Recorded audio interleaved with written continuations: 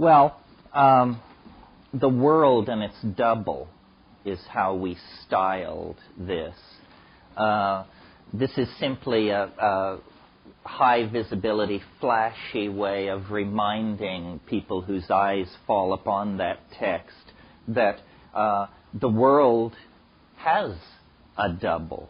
The world is not entirely or completely what it seems to be. Culture, and by culture I mean any culture, anywhere, anytime,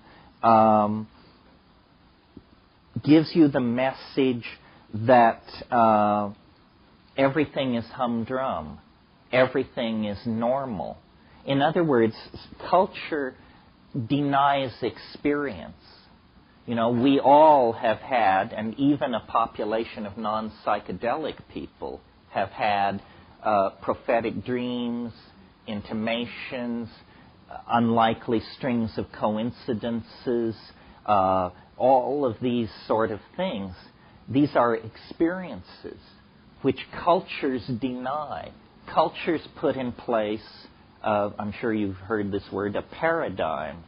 And then what fits within the cultural paradigm is accentuated, stressed, and what doesn't fit inside the cultural paradigm is denied, marginalized, argued against.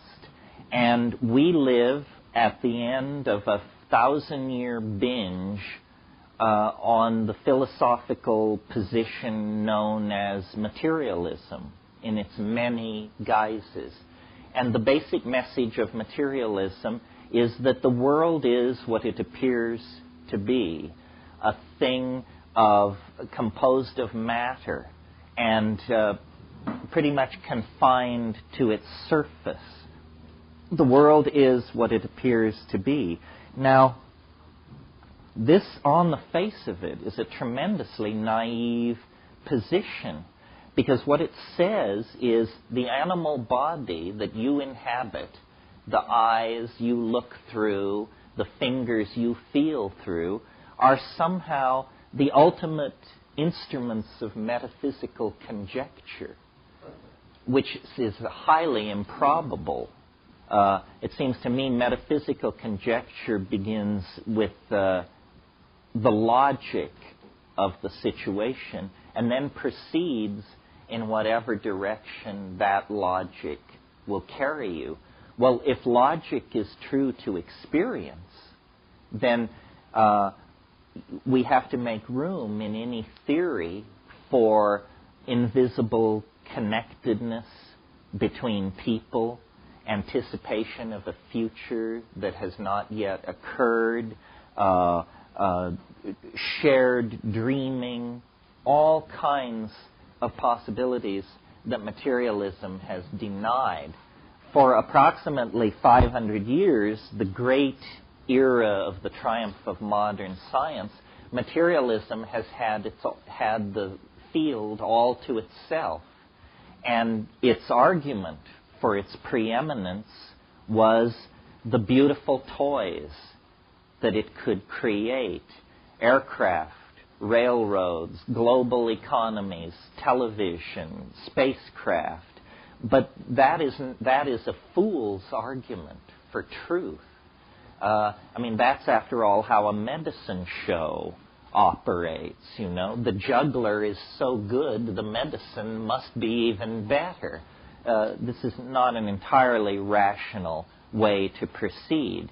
And now, at the end of 500 years of the practice of rational, quote-unquote, scientific culture, we're literally at the end of our rope.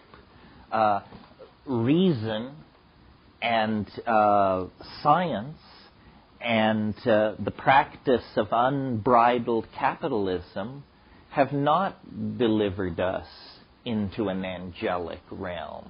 Quite the contrary. They've delivered 3% of us into an angelic realm, completely overshadowed by guilt about what's happening to the other 97% of us who are eating it.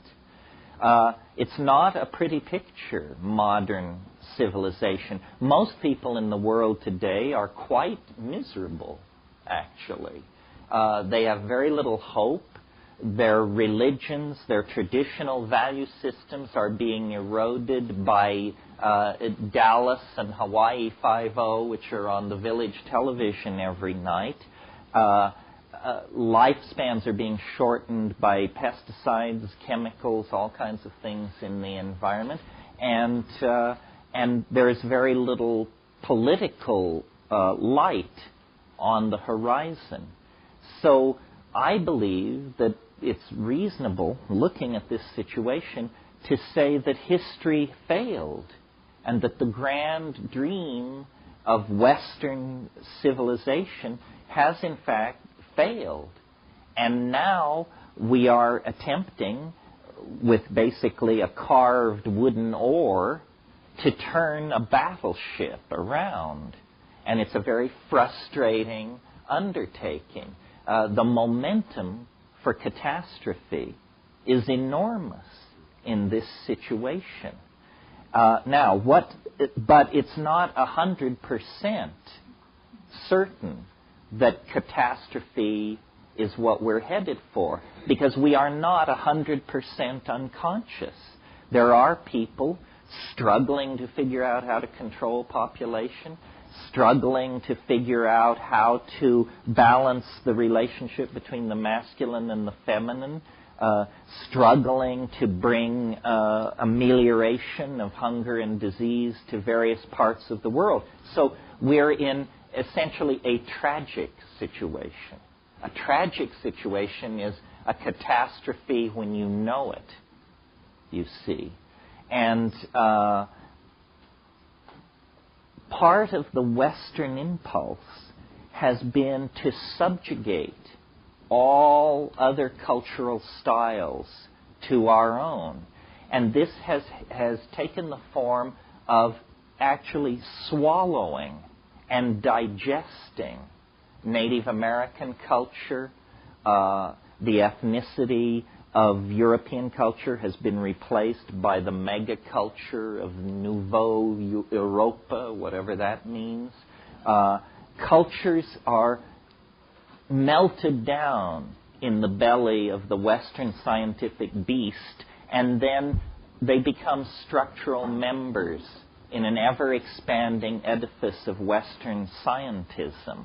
However, the psychedelic experience, as practiced by shamans in many, many parts of the world, is apparently a bite too large to swallow.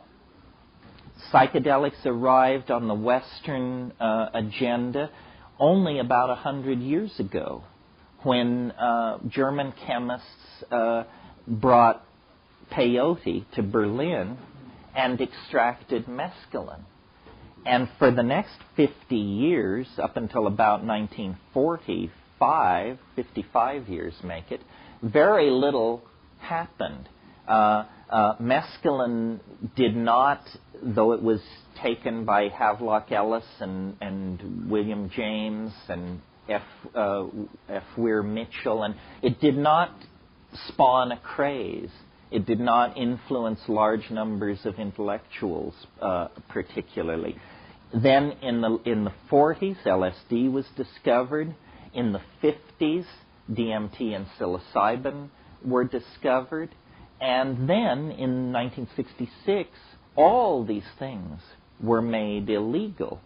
There was no real opportunity for Western science to grapple with these things before they were decided to be too hot to handle, made not only unavailable to people such as you and I, ordinary people, but taken off the agenda of scientific research. In the Middle Ages, the Church forbade dissection of human bodies. And medical students would visit battlefields and the gallows at night and steal the bodies of victims of war and executed prisoners in order to learn human physiology. Where that spirit of scientific courage has gone, I don't know, but there's very little of it left. Now people feed at the trough of government grants and enormous corporate research budgets, and the idea of actually pursuing truth or attempting to understand a phenomenon in an unbiased fashion, divorced from its commercial, social, and political dimensions, is unheard of. On hallucinogens and boundary dissolution. If you look at thousands of these experiences, they dissolve boundaries. They dissolve boundaries between you and your past, you and the part of your unconscious you don't want to look at, between you and your partner, between you and the feminine if you're masculine, and vice versa, between you and the world. All the boundaries that we put up to keep ourselves from feeling our circumstance are dissolved. And boundary dissolution is the most threatening activity that can go on in a society. People meaning government institutions, become very nervous when people begin to talk to each other. Yes, the whole name of the Western game is to create boundaries and maintain them. The church and the state, the poor and the wealthy, the black and the white, the male and the female, the young and the old, the gay and the straight, the living and the dead, the foreign and the familiar. All of these categorical divisions allow a kind of thinking that is completely cockamamie. After all, reality is, in fact, a seamless, unspeakable something. And we understand that to perceive it separately is a necessary adjunct to the act of understanding. But it is not the end of the program of understanding. The particulate data has to be recombined in a paradigm, a seamless overview of what is happening. And the drugs that Western society has traditionally favored have either been drugs which maintain boundaries or drugs which promote mindless, repetitious physical activity on the assembly line, in the slave galley, on the latifundia, the slave-driven agricultural project, whatever it is. In the corporate office. This is why, every labor contract on this planet, at least in Western civilization, contains a provision that all workers shall be allowed to use drugs twice a day at designated times. But the drug shall be caffeine. Now, the reason caffeine is so welcome in the workplace is because the last 3 hours of the workday are utterly unproductive unless you goose everybody with 2 cups of coffee, and then they can go back to the word processor, the widget tightening machine, or whatever they're doing, and mindlessly and happily carry on. If it were suggested that there be a pot break twice a day, you would think that civilization was striking the iceberg or something. And alcohol, like our society is an alcohol, red meat, sugar, and tobacco culture. And all of these are forms of speed, basically, in the way that we use them. I mean, yes, you can tranquilize yourself on alcohol, but you're pushing toward levels where a lifetime of tranquilizing yourself on alcohol will be a short lifetime if you use it that way. So there's a lot of tension in society between the great exploring soul and the assembly line citizen. The citizen is defined by obligation and by the boundaries that define, the next citizen, either because it's neighbor or worker or employer or something like that. And the grand exploring soul is marginalized as an eccentric, or if necessary, more seriously marginalized as mad in some way. I mean, madness basically, up until the level of physical violence, means you are behaving in a way which makes me feel uncomfortable. Therefore, there's something wrong with you. Yes. So this now it's interesting, and this is one of the points that's dear to me. I mean, they arrive in different orders each time, but I think of history as a kind of mass psychedelic experience, and the drug is technology. And as technology gets more and more perfected as a mirror of the human mind, the cultural experience becomes more and more hallucinatory. And for at least the past couple of 100 years, boundary dissolution has been underway at every level of Western civilization. I mean, you could push it further back. The Magna Carta, the fact that princes and lords of the realm would actually attempt to force the king's signature on a document defining their privileges. They are, after all, ordinary human beings. The king is the divine appointed regent of God in heaven. So this was a severe boundary dissolution within the context of the age in which it was taking place. They were actually saying, you, as Christ's representative on earth, should cede some of this omnipotence to us, mere mortals suspended in the political process. Well, that leads then to broader demands for human rights, for the idea that a permanent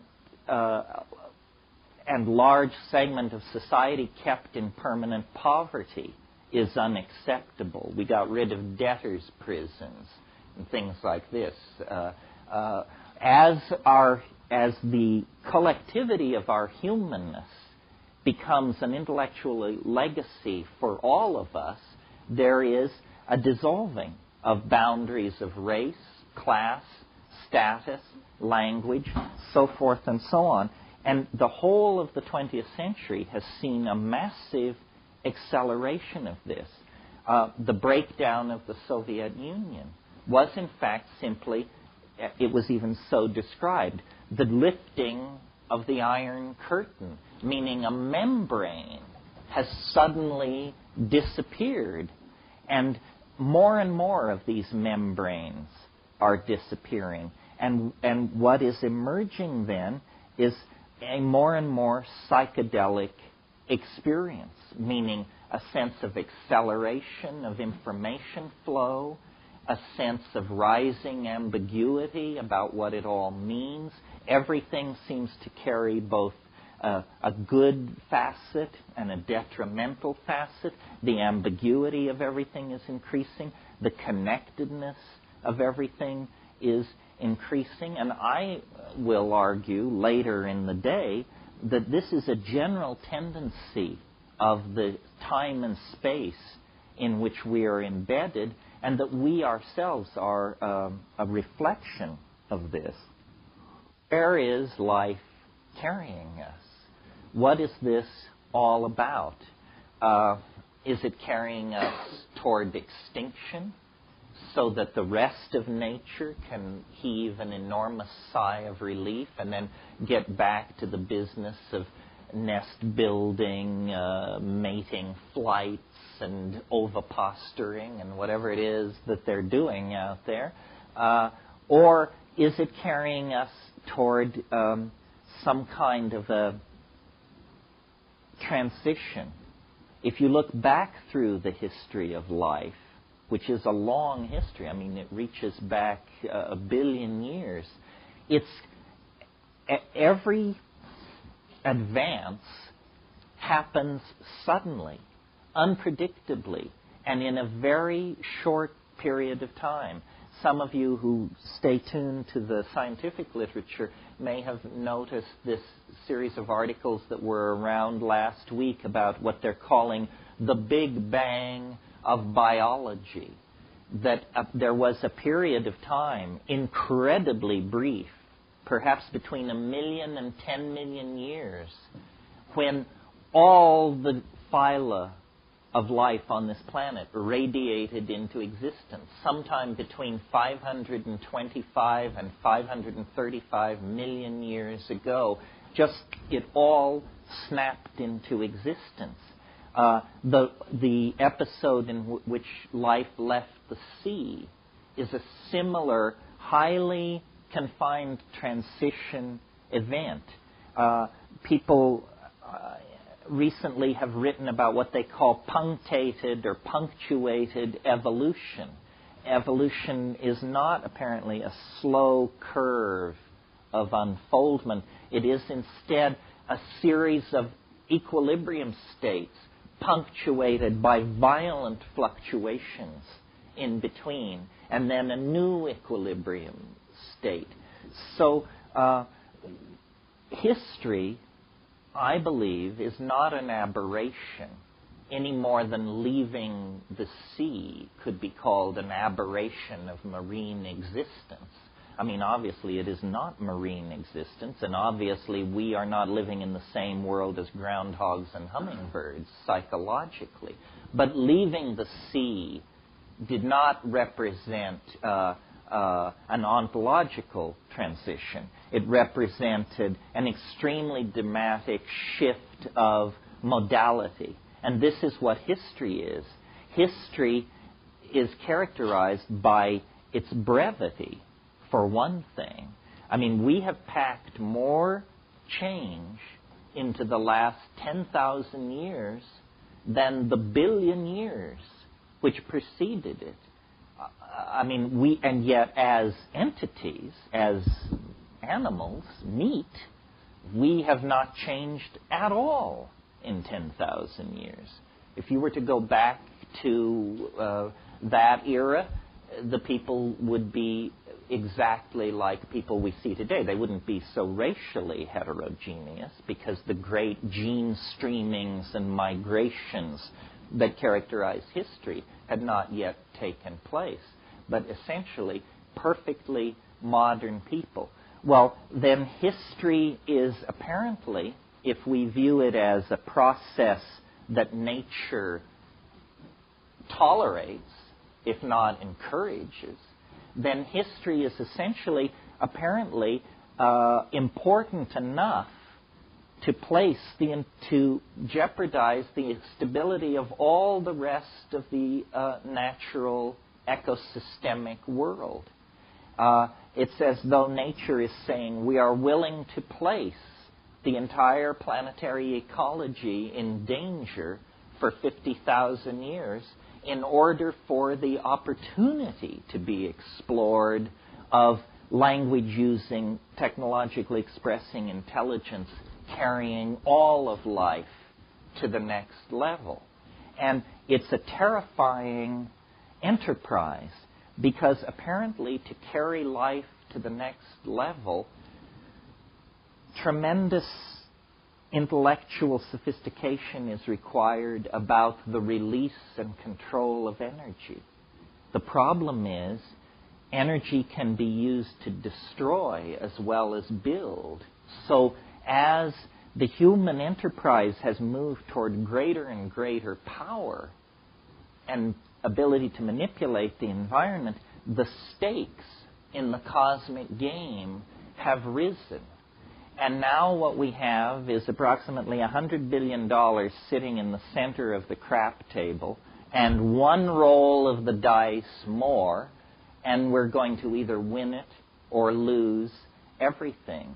Because intelligence, if we fail, will never again reach the kind of levels on this planet that we have reached. Why? Because we have extracted all the available metals near the surface of the earth. An evolving species following after us will find the Earth strangely depleted of usable materials down to the 1,500-foot level. And so intelligence coming beyond us will find it just does not have the resources to make the leap to technical civilization. So it's beginning to look like a one-shot deal. And the psychedelics are in there for two reasons. First of all, because they allow us as individuals to break out of the flat cultural illusion and to rise up and look at this situation. So it's for us a tool to understand our predicament. But the psychedelics are also what has driven this circumstance to arise, in part, because what psychedelics do, and I think this isn't too challengeable, is they catalyze imagination. They drive you to think what you would not think otherwise. Well, notice that the enterprise of human history is nothing more than the fallout created by strange ideas. You know, let's build a pyramid. Let's build a windmill. Let's build a water wheel, you know, and then empires, philosophies, religions arise in the wake of these situations. I've argued in the past, and I'm going to try not to repeat it here today because I think you've all heard it, but I will just mention it in a sentence or two, that the critical catalyst propelling us out of the slowly evolving hominid line and caused us to take an orthogonal right-hand turn into culture, language, art, yearning, probably was the inclusion of psychedelic plants in our diet during that episodic moment when we went from being fruitarian canopy dwellers to omnivorous pack-hunting creatures of the grassland. And it was the inclusion of psilocybin in our grassland diet that caused us to discover that there is a mind, and you can perturb it. I mean, think about, I don't think you could discover consciousness if you didn't perturb it, because, as Marshall McLuhan said, whoever discovered water, it certainly wasn't a fish. Well, we are fish swimming in consciousness, and yet we know it's there. Well, the reason we know it's there is because if you perturb it, then you see it. And you perturb it by perturbing the engine which generates it, which is the mind-brain system resting behind your eyebrows. If you swap out the ordinary chemicals that are running that system in an invisible fashion, then you see it's like dropping ink into a bowl of clear water. Suddenly the convection currents operating in the clear water become visible because you see the particles of ink tracing out the previously invisible dynamics of the standing water. The mind is precisely like that, and the psychedelic is like a dye marker being dropped into this aqueous system. And then you say, oh, I see, it works like this and like this. Well, if psychedelics are a catalyst for the imagination, and if history is driven by the imagination, it is driven through the fallout from the imagination, which is technology and culture. Technology and culture are the consequences, the derivatives of the ratiocination of the mind. And technology has, like biological life, but on a much faster or accelerated time frame, technology has this weird tendency to transcend itself, to bootstrap itself. You know, if you have a cart, then it implies better wheels, better bearings, better structure. and then higher speed, more control, more feedback from the machine. That means we need gas gauges, RPM readouts, so forth and so on. Technology, strangely enough, created by a biological creature, has itself this self-transcending quality, but ever accelerating. This is the important point, because the ever-accelerating accretion of technology means that history is strangely foreshortened at the future end, because it happens faster and faster. It's like a process that begins very slowly, but once started has the quality of a cascade. The rate at which falling bodies move. 32.5 feet per second. Each second it accelerates to twice the rate of infall that was occurring in the previous second. Technology is like this. And we now are in a domain where if we attempt to propagate technological development forward 50 years, it becomes unmanageable as an intellectual task. We can talk about the automobile, what it might look like 50 years from now. It would float, it would go 500 miles an hour, it would be guided by your mind, so forth and so on. These kinds of ideas.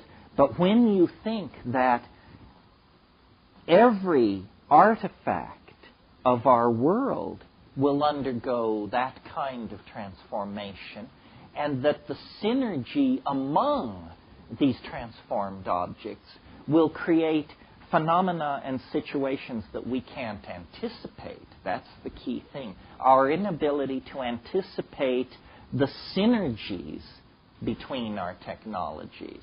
I mean, the computer, LSD, spacecraft, holograms, organic superconductivity.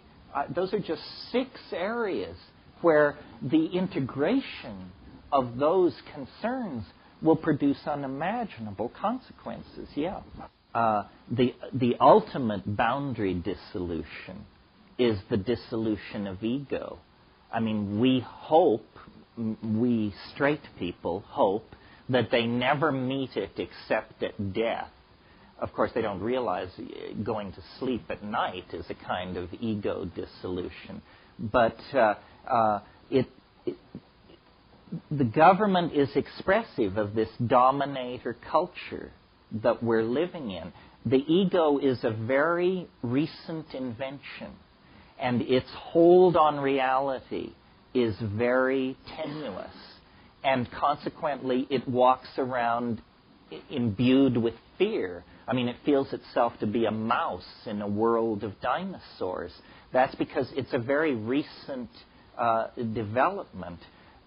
I guess I have to go back to this scenario of human development and say, just very briefly, here's how I think this worked. I'm not going to run through the whole evolutionary scenario, but this thing about ego. All primates have what are called dominance hierarchies. That simply means that the hard-bodied, long-fanged young males kick everybody else around. They control the females, the children, homosexuals, the elderly. Everybody is taking orders from this dominance hierarchy. And this is true clear back into squirrel monkeys. It's a generalized feature of primate behavior. And it's an aspect of our behavior as we sit here. Women, the feminine is not honored. The elderly are marginalized. Homosexuals, that whole issue. Many of our social and political ills stem from this attitude. Well, but you see, I believe that when we left the trees and admitted psilocybin into our diet, that it has the effect of dissolving boundaries and making this maintenance of a dominance hierarchy very, very difficult. First of all, the key on one level to maintaining the dominance hierarchy is monogamous pair bonding. That's where it begins. If in a society taking a lot of psilocybin, monogamous pair bonding breaks down because of CNS activation and sexual arousal. So in a psilocybin-using culture, there will be a tendency to orgiastic sexual behavior rather than monogamous pair bonding. What that does is it causes an incredible social cohesion, because in an orgiastic society, men cannot trace lines of male paternity. So men's attitude toward children is, these children are all ours. We, the group. It's a glue that we, in our paranoid social style, with everybody having the deed to their property and their 11-foot-high fence, can hardly imagine. But psilocybin was artificially suppressing this dominator behavior style in the primate, the evolving proto-hominid, now human being. When psilocybin was taken out of the diet, the old primate program was still there. It had not been bred out. The genes were always there. It's just that for 50,000 or 100,000 years, we medicated ourselves, literally religiously. We religiously medicated ourselves every new and full moon, perhaps oftener. These orgies were happening, creating social cohesion, propagating everybody forward. The problem was, when the psilocybin was taken away, we had been under its influence for perhaps 500,000 years. We had evolved language, rudimentary abstract philosophy, a sense of religion. We had invented technology in the form of using fire and chipping flint and all that. The psilocybin goes away, and suddenly these skills, these tools, these technologies are in the hands of marauding apes, not anymore cohesive, caring human social groups, but marauding territorial apes, driven by the desire to control all weaker members of the social group. And that's our circumstance. We have, the tools that would allow us to sculpt paradise, but we have the reflexes and value systems of anthropoid apes of some sort. So the split between our conscious hopes, our best foot, and the bottom of the human scale is appalling. I mean, look at the spread. It's a spread from from Mother Teresa to serial killers.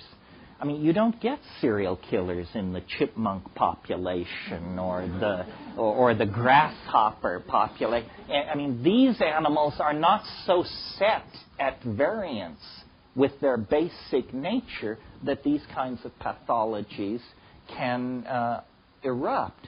We, on the other hand, are half angel, half pack-hunting killer ape. I mean, we're an object fetish society. I mean, our entire psychology is characterized by a profound discontent.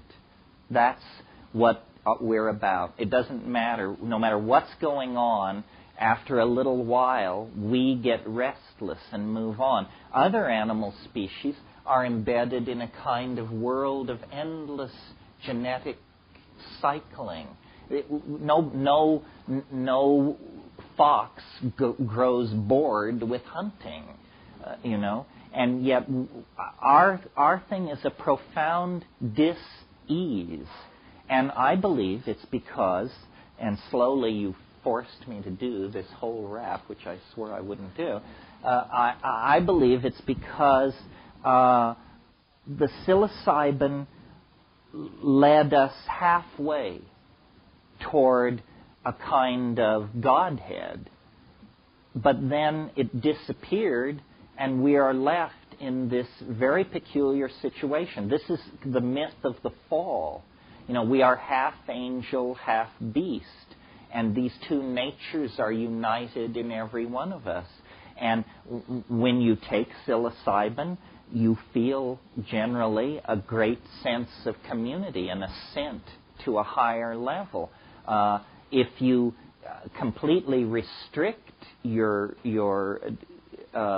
intake of intoxicants of any sort, then you get the teetotaler type personality, which is characterized by incredible smugness, limited intellectual horizons, and an unbearable aura of self-congratulation that makes it pretty hard for the rest of us to put up with. Yes, yeah. See, here is the final piece of this evolutionary key. Psilocybin, in small amounts, increases visual acuity. This is not an arguable point. I mean, you can just give people psilocybin and give them eye tests, and people with astigmatism see better. Your edge detection ability is greatly increased.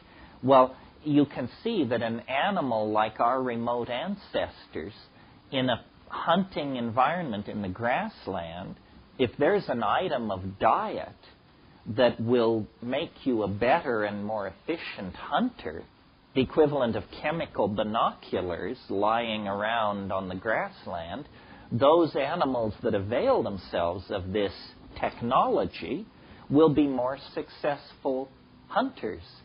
And so it was. Psilocybin animals using psilocybin were more successful at raising their offspring to reproductive age. Well, then at slightly higher doses, you get this CNS arousal, which in highly sexed animals such as primates, arousal means sexual arousal, an erection in the male. So then and without the overwhelming influence of Christian ethics to guide their behaviors, I'm sure these organisms simply flopped in a heap and sorted it all out later. So that's the middle range of the dosage. Low dose, success in hunting. Medium dose, social cohesion achieved through ego dissolution and orgiastic sexuality. Yet higher doses, 5 grams and up, hunting is out of the question. Sex is out of the question. You're just nailed to the ground by the campfire, and in the course of the evening you discover religion, philosophy, art, and all of that. So here is a unique chemical that at every dose level synergizes activity that leads to greater coherency and self-expression. The driving of the imagination. Yes, in the question back here you said we can't create what we can't conceive of.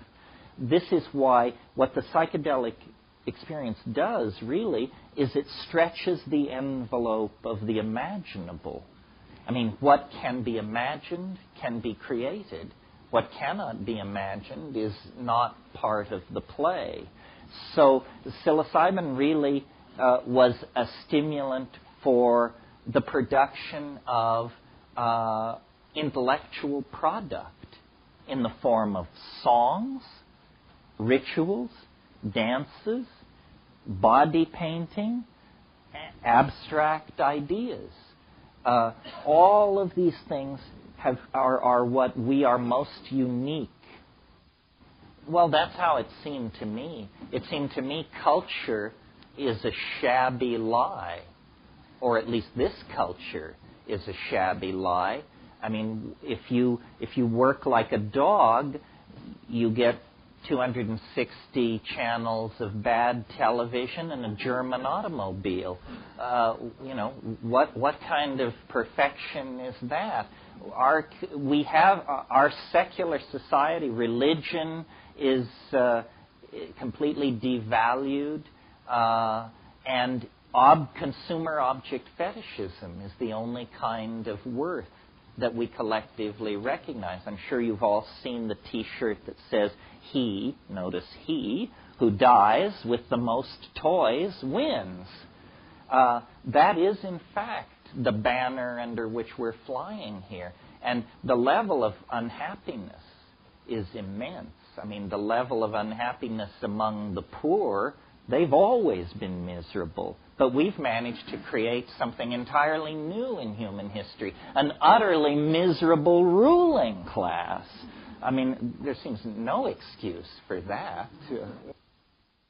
Well, I guess this leads us to a subject worth talking about, which is it's very important to talk to the state or the substance. Or if you don't talk to it, it won't talk to you. It follows the rules of ordinary etiquette, and it does not speak to strangers. But if you will say to it the simplest thing, like, "Hello?" then it will say, "Hello." And you say, "Is someone there?" He says, "Yes, ready and willing, what's up?" But if you don't speak to it, it won't do that. That is, to my mind, the strangest property of psilocybin is this speaking in English business. I mean, LSD doesn't do that. Ayahuasca doesn't do that. Psilocybin does, for some reason. This is not my illusion. Nearly everybody who's spent time with it has commented on this. On DMT, you see who you hear on the mushrooms. On the mushrooms, you almost never encounter something that you can see. You see hallucinations, but you do not see the author of the data stream that's saying, "Did you know? I'll bet you did know," the standard form of address. But on DMT, they come bounding out of the woodwork. The strangest things happen on DMT, the most intense, and you can remember them. DMT is not like a psychedelic drug in the sense that you're getting into the contents of your hopes, memories, fears, and dreams. It's much more like a parallel continuum. It's much more as though you've broken through to some alien data space. One of the most puzzling things about DMT is it does not affect your mind. It simply replaces the world 100% with something completely unexpected. But your relationship to that unexpected thing is not one of exaggerated fear or exaggerated acceptance, as in, "Oh, great, the world has just been replaced by elf machinery." Your reaction is exactly what it would be if it happened to you without DMT. You're appalled. You say, "What happened?" Because you don't feel your mind moving. You just see that the world has been replaced by something that you could not have even conceived of or imagined before. And these entities, these things which look like dribbling, self-dribbling jeweled basketballs, something that the NBA might take an interest in, you see them, and they present themselves to you. They use language to condense visible objects out of the air. Now, I don't know why they're doing that. I mean, perhaps on one level, I assume that they're trying to teach you to do that. On another level, they seem to be giving a demonstration of the fact that reality is made of language. They're saying, if you don't believe reality is made of language, here, I'll make you one. And then blibbledy-blibbledy-blip, and there it is. And they hand it to you to be passed around in, slack-jawed amazement among the human beings. This technology that they possess of these objects made of gold and emerald and chalcedony and agate that are morphing themselves even as you look at them are, technological dream come true. I mean, the lapis as elf excrescence or something like that. And why they are there, I don't know. And, many, many questions. Where are they when you're not stoned? Do they have an autonomous existence somewhere? Or do they spring into existence a microsecond before you encounter them? Are they rooted in the dynamics of your psyche? Or are they no more rooted in the dynamics of your psyche than the World Trade Center? It's not clear. I mean, I think I mentioned at some point, just briefly, that the archetype of DMT is the circus. These things are clowns at one level. They're clowns. I mean, when you think of the circus, it's a very complex archetype. The circus is for children. It's a delight.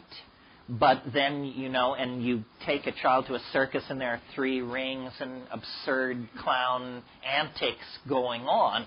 But then you lift your eyes up to the top of the tent, and there the lady in the tiny spangled costume is hanging by her teeth, working without nets.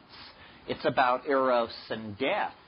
I think my first awareness of Eros was being 3 or 4, and these women in these tiny costumes spinning around and realizing, if she falls, she dies. And then away from the center ring and all this action, there are the sideshows, the goat-faced boy, the thing in the bottle, the Siamese twins, and Fuzzy Charlie. All of that is also very DMT-like. It really is the archetype of the circus. I can remember when I was a kid in this small town in Colorado, every year at the 4th of July, the carnival would come to town for a week and set up, and we anticipated it throughout the year. But as soon as the carnival came to town, then you couldn't play outside after 9 o'clock at night because carny people are different, we were told. And, their means of support, sexual proclivities, and choice of intoxicants might have run counter to this Midwestern Catholic mining town I was in. And so then there's this sense of the disruption, the danger, the drama, the interest, the fun, and then they go away, and life is as if they had never been there at all. And that's what DMT is like. I mean, it's a secret of such magnitude that it's inconceivable how it has ever been kept. Because, in a world where information was fairly weighted, we would spend as much time talking about DMT as we spend talking about, the West Bank or something. And as you see, by studying our newspapers, DMT is rarely, if ever, mentioned. I mean, never would be a good rule of thumb. The Western mind is very queasy around these experiences that cast into doubt its cherished illusions about how reality is put together. And when you get to DMT, you have hit the main vein. I mean, I hold it in reserve as the ultimate convincer. I mean, that's for there are these people running around, who say, oh, you people who are into drugs, give me a good branch whiskey and a little TV. I think you're deluding yourself. Say, do you? Well, have you got 5 minutes to invest in this proposition, my cheerful friend? Because if you do, have I got news for you. It also seems to me, considering the fact that DMT is a naturally occurring neurotransmitter, that you return to the baseline of consciousness in 15 minutes, that it's utterly harmless. What's the matter with our critics? Why are they so phobic of it? What is it? Are you tainted forever if you know the position of your enemy? Why are they so afraid to give it a chance? Well, I think I can answer my own question, quoting a wonderful thing Tim Leary said years ago. He said, LSD occasionally causes psychotic behavior in people who have not taken it. Right. That is the problem, I believe, that these drugs are causing outbreaks of psychosis among people who won't get near them. And they are turned into frightened, paranoid order freaks reaching for, extra-legal and extra-constitutional means to make your life hell. Obviously, their minds have been severely bent by the absence of this drug. However, the knowledge of it seemed to practically undo them. Next, Terence discusses the potential teachings of DMT. The first teaching is priceless. It's that the world is beyond your ability to conceive or imagine. So give up any short-term plan to conceive or imagine. I think really the worth in these psychedelics is simply that they allow you to triangulate upon reality. In other words, if all you've got is awake and asleep, you can't go far with that. But if you've got awake, asleep, and DMT as points, you can build a much more dimensionally rich model of consciousness. I think that it has to do with your own intelligence. Truly stupid people aren't interested in psychedelics because they can't figure out what the point of it is. It feeds off intelligence. It's a consciousness-expanding drug. If you don't have any consciousness, it can't expand it. And I've met people who say, yeah, well, all this stuff and big bugs talk to you and say strange stuff. You say, yeah, well, you should have paid a little attention. It's amazing to me how people don't seem to, the less intelligent you are, the less challenging the psychedelic experience becomes, because the less capable of entertaining the implications you are. Because you just say, well, yeah, a lot of bright lights, and there's some talking bugs, and spaceships, and I don't know, Well, it's because I guess it's because those people are so ingrained in cultural values that they assume it's not real. They assume it's a trip, whatever that means. It means you have permission not to take this experience seriously. It's a trip. But what I've noticed is that based on quantum mechanics' need for an observer as part of any system, that's big news for our field of study, because what it means is hallucinations are as real as anything else. A hallucination is not like a Chevrolet, but on the other hand, a Chevrolet is not like a hallucination. Why should we demand that these things co-map over each other? A hallucination is a species of reality, as capable of teaching you as a videotape about Kilimanjaro or anything else that falls through your life. The question is, does DMT talk to you the way psilocybin does? It's interesting that these two compounds, so closely related to each other. Both have something to say about language, but they say it in precisely opposite ways. Psilocybin, it's a teaching voice that speaks to you in your language. I had a very interesting experience that was an example of this to me. When I first started growing mushrooms, I had to do a lot of batch testing. And so I was taking mushrooms a lot. And I would get into these places with it where it would say, da-da-da-da-da-da-da-da-da, says, da-da-da-da-da-da-da-da, says. It would make these declarative statements, and then it would always put the word says on the end of the sentence. I thought, weird, but what do you expect of a talking vegetable? What's weird and what isn't? So then I heard Wasson's publication called Maria Savina and her Mushroom Velada. It's a set of 6 tapes of a mushroom session that Maria Savina did in 1956. So here is Maria Sabina raving in Mazatec, and it's going along like this. Da-da-da-da-da-da-da-da-da, suh. Da-da-da-da-da-da-da-da-da, suh. And I look in the interlinear translation. Suh means says in Mazatec. So she's hearing it in Mazatec. I'm hearing it in English. So that's what psilocybin is capable of. What happens with DMT is it doesn't speak to you in English. It speaks to you in Elfish, and you understand. And under sufficiently hyped up conditions, you are able to reply.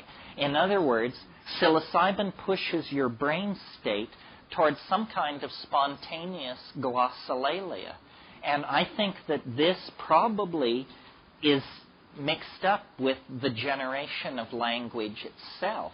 Because what happens on DMT, on high-dose DMT, is these machine elves, these dribbling basketball things, they use this musical sing-song language to make objects, which they then show you. They're like machines or animals or crystals or crosses between, I don't know, consomme and something else. They have these opalescent depths. They're neither matter nor mind, neither solid nor liquid, but they make these things and set them loose in this environment, and these things themselves are emitting language and making other things. So they make machines which make machines. Everybody's chattering, squeaking, crawling over each other, clamoring for your attention. And what they're trying to do is to get you to produce this glossolalia for some reason, which I cannot imagine why. When you're stoned and you do the glossolalia, it's an incredibly pleasurable experience. But so might be eating an orange or having sex if you were to do it at that moment. You can't tell, but you can make this funny pseudo-linguistic stream of syllables that's very, very satisfying. And, it has a bit of art in it. I think probably we invented language long before meaning, and that it was some very practical person who got the idea that the music could have words, and that before that it was simply verbal amusement. After all, the most readily at hand musical instrument is the human voice. I think that language as we practice it this afternoon in this room is an uncompleted enterprise, that language wants to be visual. It is in transition. Remember, it's from the silence of prehistory to the visual language beyond the eschaton, and the overlapping of silence and visual language gives you audio language. The more perfect logos would be beheld This is what Philo Judaeus taught. And considering that many of these psychedelic compounds involved in the language phenomena, like DMT and harmine and harmaline, these all occur as part of human metabolism, ordinarily. And I think that it's possible that we are on the cusp of an evolutionary transformation of language having to do with an actual change in our physique, in our genetic output. Because why is it that monoamine oxidase inhibiting compounds like harmaline, specifically 5-methoxy-tetrahydroharmalan, occurs in the pineal gland and is the pineal gland has always been thought of as somehow connected to the soul. It was the seat of the soul for Descartes. And I think that maybe what history is the rather muddled situation that occurs in an animal species while it perfects a true language. And that we are not there yet, folks, because a true language is beheld. I think that the real nub of what we're trying to get at here is that the world is mental in some way that we do not yet understand, but that which we're edging toward understanding. And the world is made of language. I can't say that enough. And so whenever we get into these discussions about reality or effects in space and time, we are operating outside this assumption that the world is made of language. If the world is made of language, it's very hard to figure out just where the edge of it is. I mean, do we really need to believe in the existence of distant galaxies like NGC 245 if, in fact, the world is being produced in the human cerebellum as a phenomenon of language? What exactly is the ontological status of these distant parts of the universe that register only as the faint tracings on our instruments, then interpreted through the fishy fiat of a bunch of stacked up theories and formulas? I mean, did you know that the entire universe of radio telescopy, radio telescopes were invented around 1950. They've been used to build up our entire picture of the universe. Did you know that if you took all the energy that has fallen on all the radio telescopes on this planet since the invention of radio telescopy, that it would be less energy than is generated by a cigarette ash falling a distance of 2 feet? So that's where your data sample is coming from, that you've built up this model of exploding galaxies and colliding quasars and mega this and mega that. I mean, it's pretty flimsy stuff, folks, compared to the meat of the moment in which we find ourselves. Now, magical philosophies, which have about 50 to 100,000 years under their belt, as opposed to science, which goes back to the Renaissance, magical philosophies have always claimed that the world is made of language, that the world is a thing of words. And if you know these words, you can take it apart and put it together any old way you wish. Our entire Western religious tradition begins with the incredibly cryptic statement, in principio et verbum et verbo caro factum est. It's fairly obscure even in English. In the beginning was the Word, and the Word was made flesh. What is this making the Word into flesh? And does it not imply then that eventually the flesh will become Word? As I descend into mental disintegration and madness, I become more and more convinced that reality is more like a novel than a series of integrated tensor equations of the third degree, which is what physics would have us believe. The world is like a novel. It's a novel in which you are a character. And there's dramatic tension, plot, resolution, tragedy, nobility, betrayal, the whole gamut of emotions and human possibilities. And what we tend to do is always to marginalize first our own experience and then all human experience. So our model of reality is that the universe is a zillion somethings that direction and a trillion somethings that direction. We are tiny and insignificant. Our star is typical. Our galaxy is typical. Everything is utterly humdrum. And there's nothing going on here at all. Well, this is an incredibly dreary and disempowering model of reality. I would rather believe that if, in fact, what the universe is a novelty-producing and conserving engine, and if we define novelty as density of connectedness, then guess what? The human neocortex becomes the center of the cosmic drama, because the human neocortex is the most densely ramified and connected material object known to exist in the universe.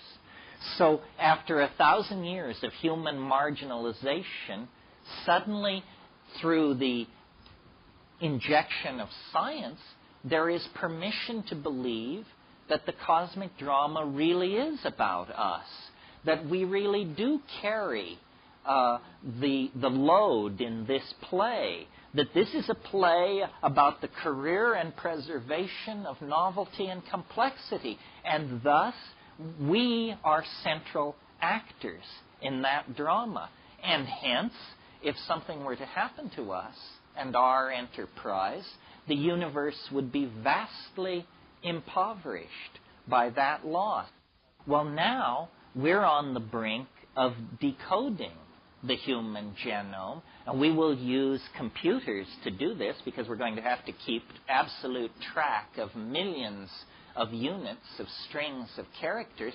But the end result of this, I think, is that the flesh will be made word, and that we are textualizing our reality. And this may be what all these French people are screaming about that we can't understand, the so-called deconstructionists, because they keep saying reality, it should be dealt with as a text. If you don't treat it as a text, you will entirely miss the point of it. Well, I've been thinking about this for a while, and first of all, my life is very strange, because when I hit the mushroom at La Chirera in 1971, Interpol was looking for me. I had a price on my head. I had no money. I had blown my college education. I had no job skills. I had nothing. And that is, of course, as all folklorists know, the precondition for exaltation. If you're not poor and humble, I mean, what's the point, you know? So I was poor and humble, and then I got crossed up with this mushroom, and immediately life became art. Life became freakishly ordered, and plot elements began to unfold. And I have in my mind a picture of the curve of my mission, if you want to call it that. And weirdly enough, reality has not yet departed from the curve. Now, the curve is getting steeper and steeper, and at some point, surely, reality and the curve will depart. Otherwise, decency forbids that I carry that thought further. But you do see what I mean, I think. And all of us are beginning to take textual control of our lives and be able to write the plot. You see, if what we're embedded in is a novel or some work of art like a novel, then what you want to do is figure out who in the novel you are. I mean, if your name is Joe Blow, is the name of this novel The Lives and Worlds of Joe Blow? Or do you get to draw a bath for someone on page 230 and never be seen again? Now, as a character, the more conscious you become, the more you have free will within the context of the plot. I never understood this, and I'm not sure most people understand it. Like I grew up in Berkeley in the I was in Berkeley from 65 to 70, the golden age. I was so unconvinced of my own uniqueness that I never understood that the great drama that was unfolding around me, all I had to do was join, and I never joined. I thought it was spectator sport. I mean, I marched in the marches, I took acid, I got laid, I did all of those things. But what I mean by I didn't join is I didn't realize that the Grateful Dead were a bus ride away and that I could probably walk into that scene and make a place for myself. Or the Doors, or the Stones, or the Beatles. You pick it. In other words, I defined myself as a spectator rather than an actor. And we are all doing that far too much. You can get a lot rowdier than you are. You can make a lot more waves.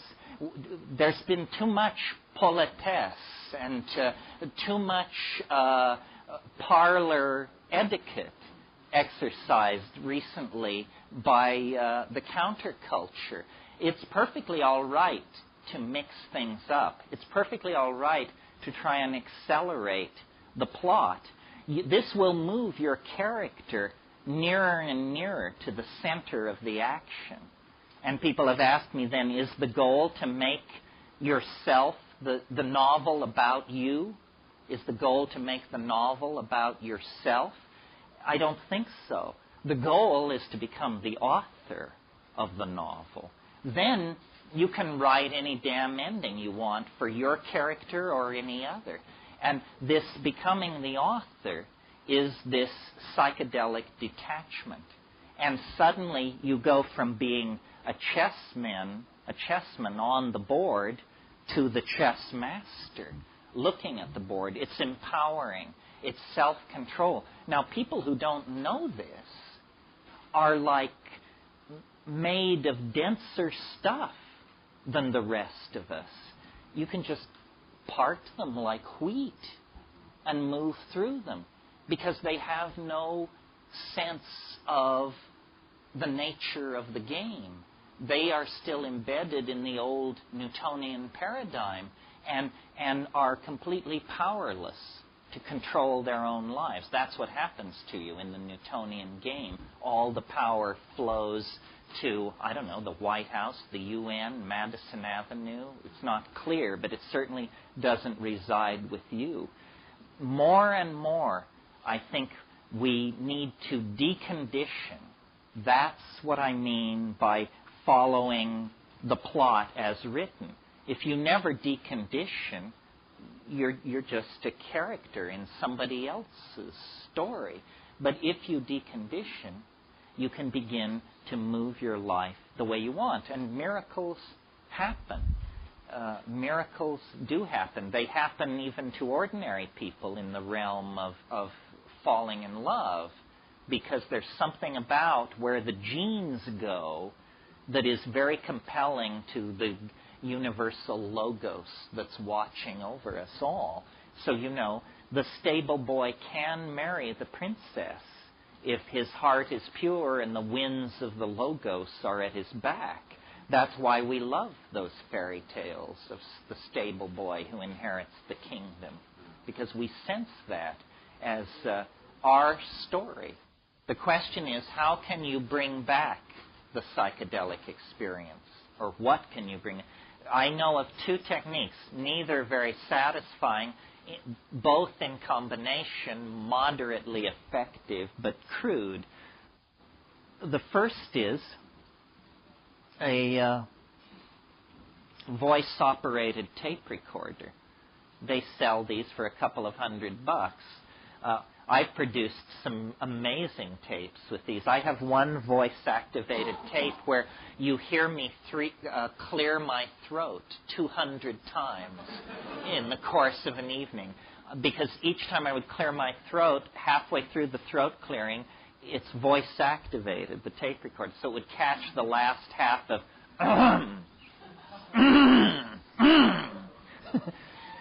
however, if you have presence of mind sufficient to speak English, this would be a more informative record of your experience. Yeah. And then the other technique, which is less technically dependent, is if you have an insight at a certain level of the experience, you have to repeat it to yourself at another level of the experience, and then another level. And by this incremental bucketing method, you can carry almost any insight out into the realm of the world. These insights often don't stand up to scrutiny. I had a really interesting experience just a week ago. I'm sure you've all had most of this experience, but I finally had it all. It's the experience of having a dream, a very, very complicated dream, the subject of which is the universal secret, which, if told, would transform everything. It's the "I've got it" phenomenon, and usually what happens is you wake up and it's gone just before you get consciousness to get... And you say, "My God, I understood everything. I had it down to a single statement. If I could articulate it, the world would never be the same." Well, this happened to me about a week ago, but by some miracle, I actually was able to hang on to the statement into consciousness. And I woke up and yelled this thing. My son was appalled. I mean, it was 6:30 in the morning, and I was able to get it out. I hope you're ready. I sat straight up in bed and said, "A song is a song." Profound stuff.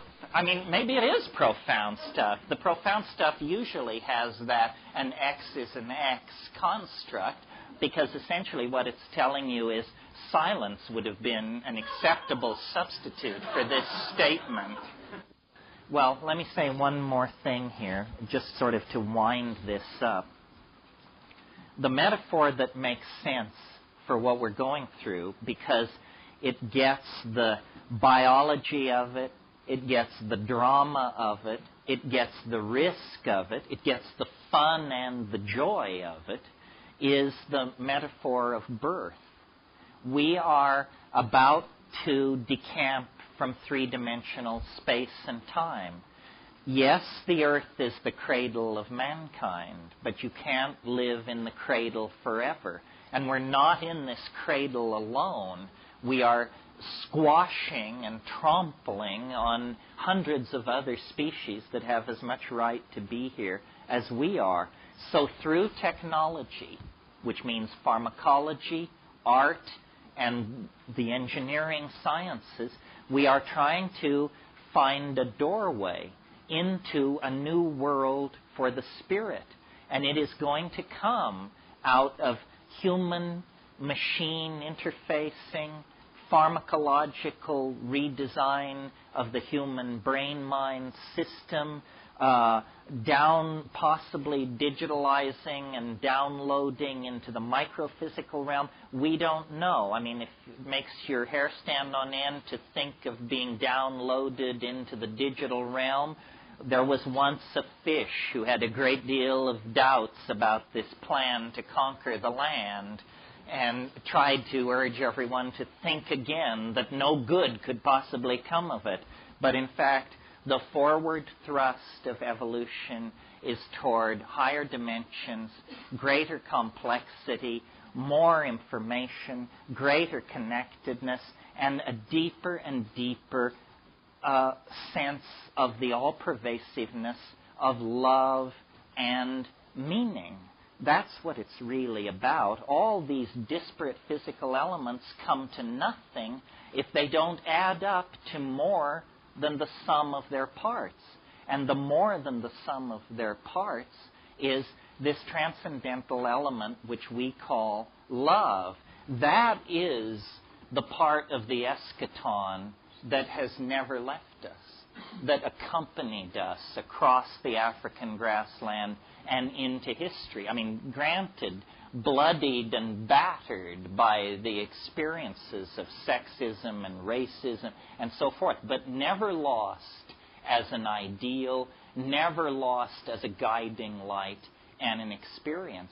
And I really think that when we dissolve all the boundaries, this is what we will discover, is an unconditional caring, an unconditional affection that flows through all life and all matter and gives it meaning. And you don't have to wait for the end of the world to get this news. You can just short-circuit the collective march toward that realization by accelerating your own microcosm of spirituality through the use of these hallucinogens. They are the doorways that the Gaian mind has installed in the historical process to let anybody out anytime they want to, provided they have the courage to turn the knob and walk through the door. Thank you very, very much. Thanks.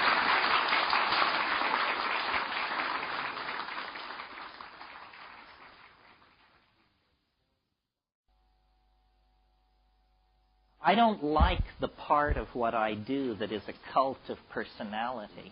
I don't like it that a white guy sits at the front of the room and pontificates. And I don't know if you've figured out this shuffle, but I have, and I know that I don't know anything more than you know, really.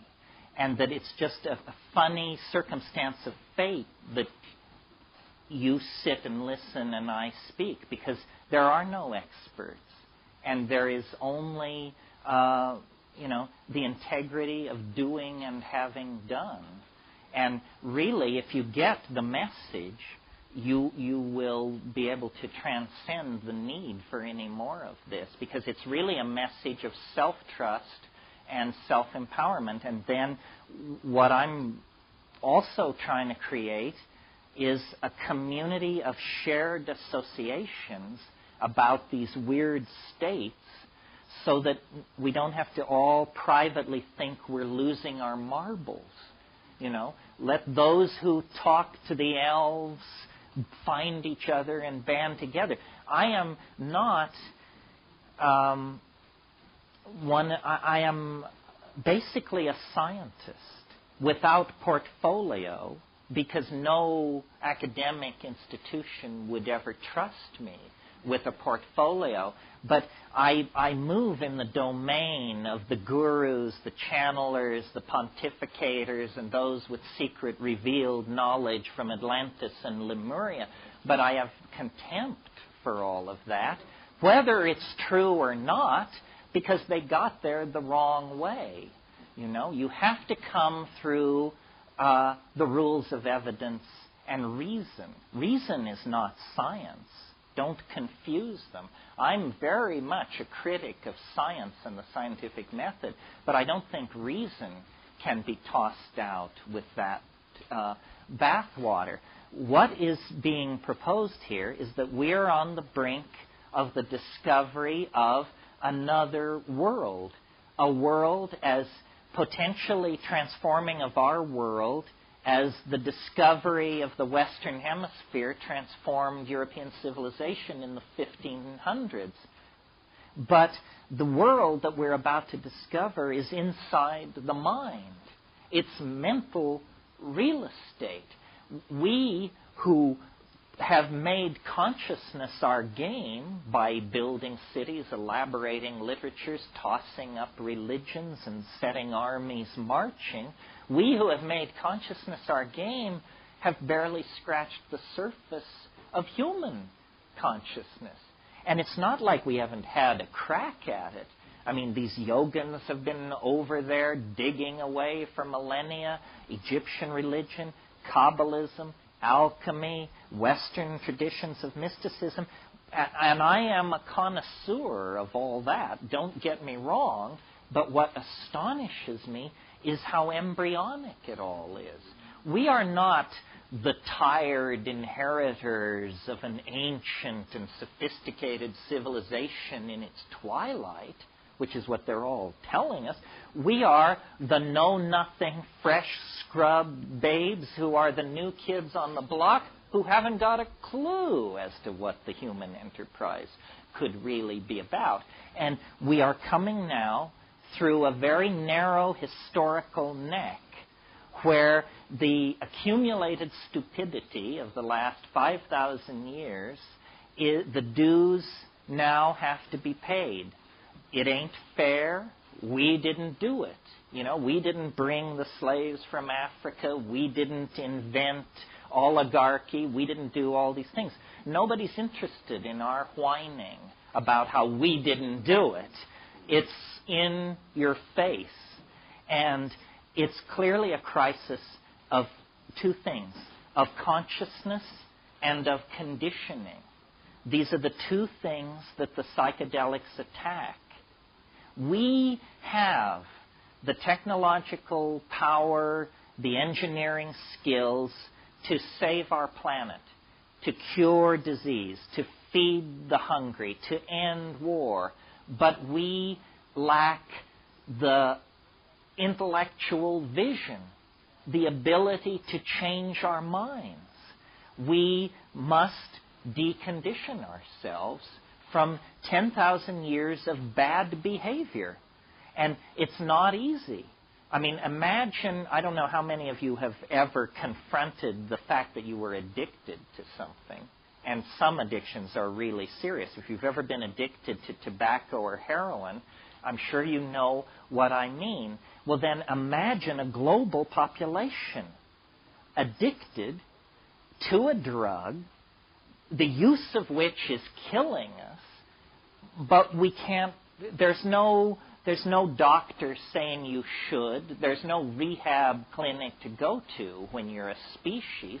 We are on an absolutely destructive bender that will end with the death of the earth, the impoverishment of its animal and plant population, and the collapse of our civilization into scarcity unless we can somehow restructure our psychology and get hold of ourselves. And psychedelics are the only thing I've ever seen work on an individual level to do that. In the early 60s, they were curing 75% of chronic alcoholism cases that they treated with LSD. They were curing with one dose of LSD, one 500 microgram dose. Well, now, obviously, LSD is not a magic bullet for alcoholism. That's a preposterous idea.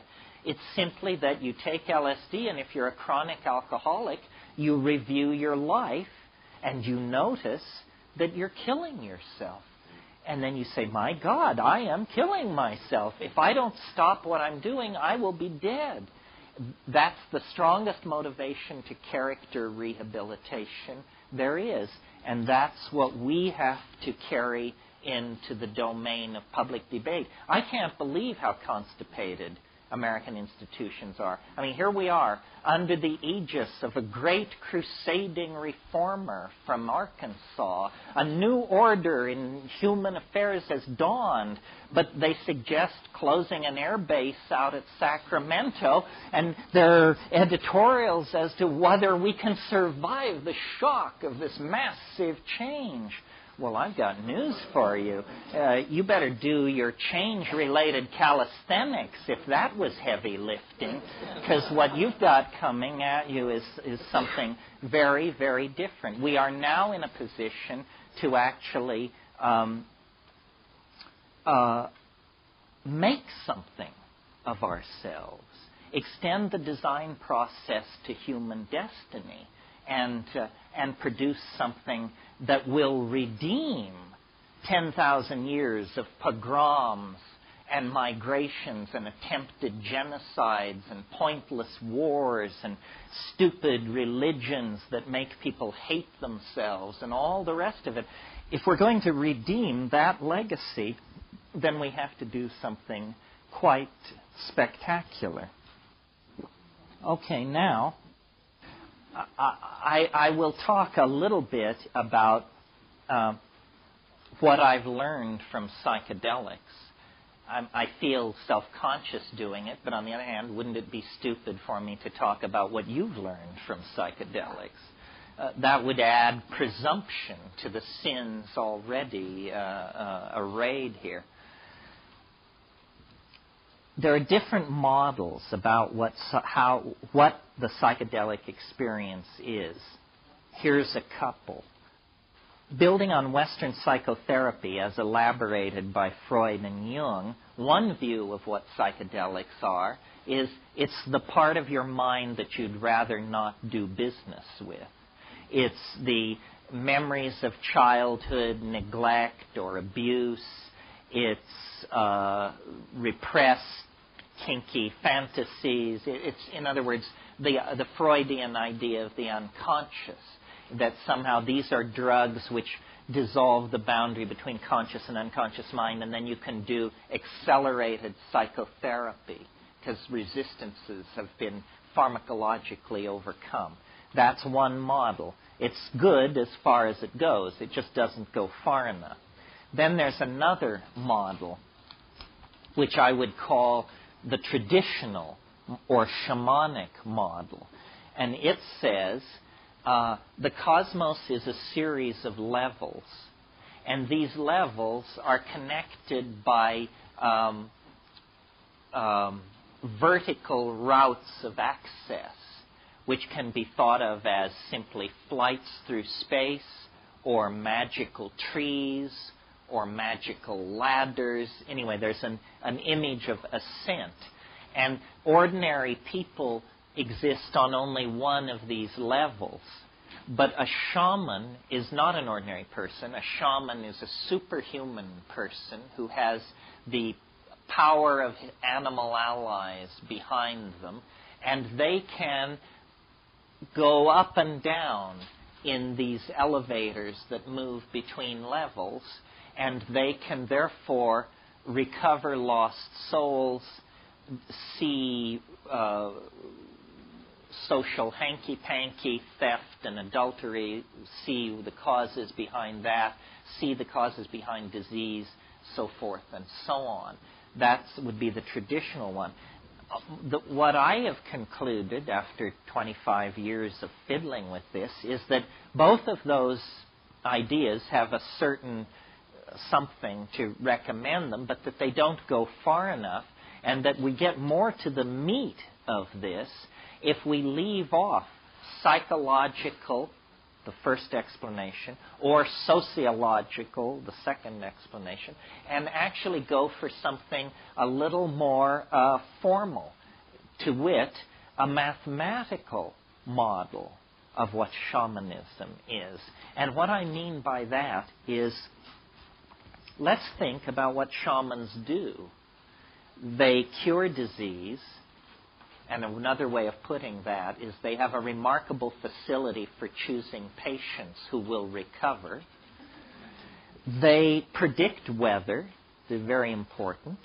They tell where game has gone, the movement of game, and they seem to have an paranormal ability to look into questions, as I mentioned, who's sleeping with who stole the chicken, social transgressions are an open book to them. Well, thinking about this from a mathematician's point of view, an all-encompassing explanation that would explain how all these magical feats are done is simply to suppose that the shaman is somehow able to project his consciousness, his or her consciousness, into a higher dimension not metaphorically, as in Sylvester Stallone has many dimensions, not metaphorically, but literally, as in 1 dimension, 2 dimensions, 3 dimensions, and 4. Because if you could move into the 4th dimension, the dimension orthogonal to Newtonian space-time, seeing what the weather is going to be next week is as easy as seeing what the weather is now. Seeing where the game went is as easy as seeing where the game are. Knowing who stole the chicken is simply defined by looking to see who stole the chicken. And I have noticed that all of biology, not simply shamanism within the context of human society, but all of biology is, in a sense, a conquest of dimensionality. That as we ascend the phylogeny of organic life, what animals are a strategy for conquering space-time. And complex animals do it better than simpler animals. And we do it better than any complex animal. And we 20th century people do it better than any people in any previous century, because we can bind data in so many ways that they couldn't, electronically, on film, on tape, so forth and so on. So the progress of organic life is deeper and deeper into dimensional conquest. Well, from that point of view, then, the shaman begin to look like the advance guard of a new kind of human being. A human being that is as advanced over where we are as we are advanced over people 1 million years ago. Because we have, very elaborate strategies for coding the past. It's a dimensional conquest. So that's part of what I've learned about psychedelics. And I could have left it there, but I never do. I always want to bring more in under the umbrella of whatever metaphor it is that's being pushed.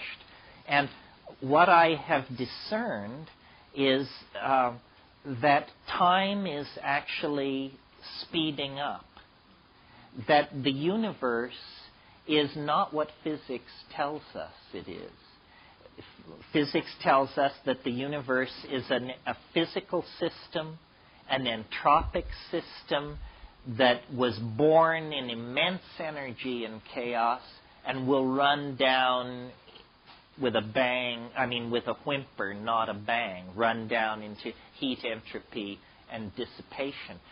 The psychedelic data on this is completely different.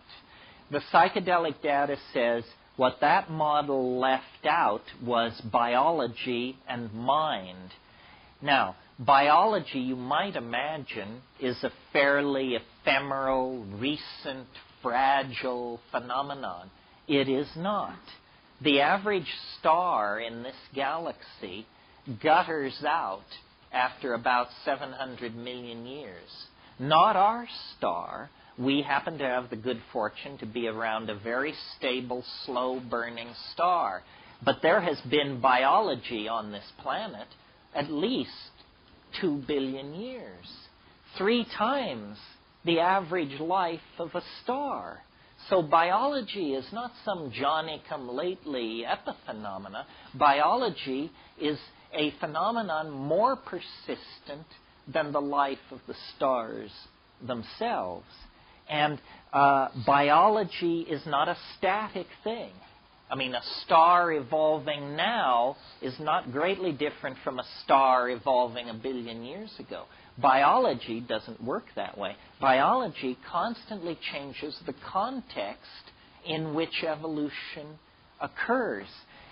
The way I have downloaded this into a phrase is the universe is, the biological universe at least, is a novelty-conserving engine.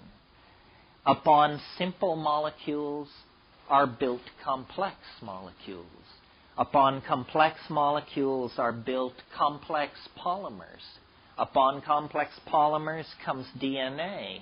Out of DNA comes the whole machinery of the cell. Out of cells comes simple aggregate colony animals like Hydra and that sort of thing. Out of that, true animals.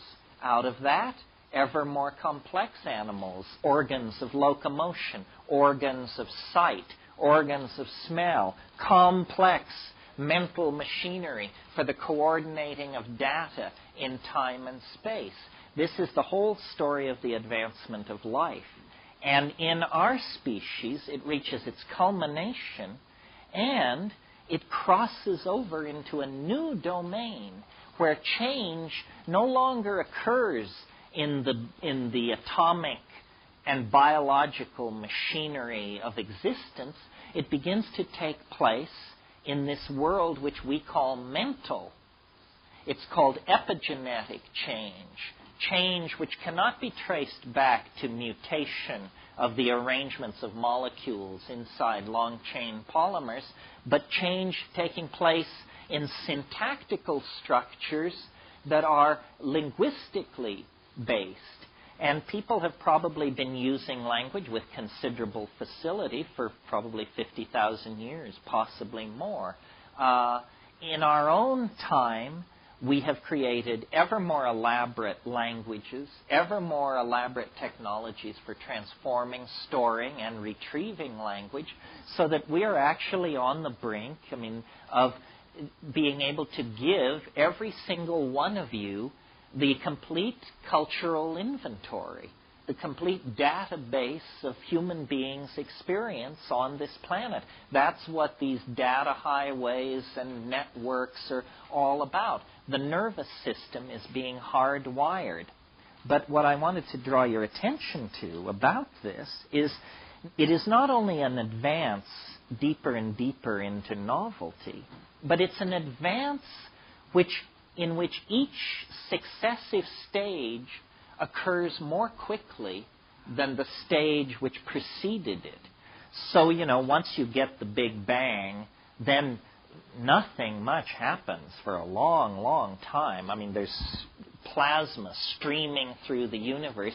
The universe is slowly cooling, but that's the most dramatic, complex process in the universe, this cooling. Then, after a certain point, more complex processes come in. Complexification begins to build, and as it builds, it begins to happen faster and faster and faster. And the great puzzle in the biological record is the suddenness of our own emergence, human emergence, out of the primate line. It happened with enormous suddenness. Lumholtz calls it the most explosive reorganization of a major organ of a higher animal in the entire fossil record. And that's, a great embarrassment to the theory of evolution, because this is the organ which generated the theory of evolution.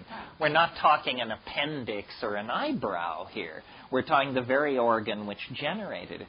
I think that we have taken far too much responsibility for what is happening, and that what we took to be a staircase we were climbing is actually an up escalator.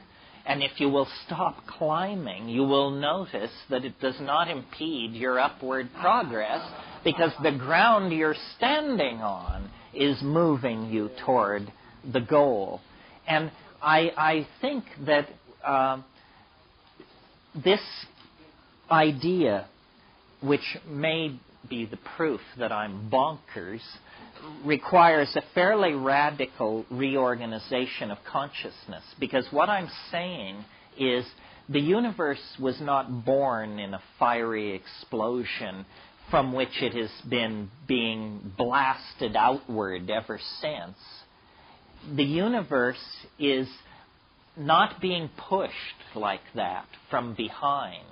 The universe is being pulled from the future toward a goal that is as inevitable as a marble reaching the bottom of a bowl when you release it up near the rim. You know, if you do that, the marble will roll down the side of the bowl, down, down, down, and eventually it will come to rest in the lowest energy state, which is the bottom of the bowl. That's precisely my model of human history. And now, bear in mind what the competition is peddling. The competition is peddling the idea that the universe sprang from nothing in a single moment for no reason. Now, whatever you think about that, notice that it's the limit case for credulity. Do you understand what I mean? I mean, if you can believe that, it's hard for me to imagine what you would balk at. If we were to sit down and say, let's see who can think of the most unlikely thing that could possibly happen, I submit to you, nobody could top the Big Bang.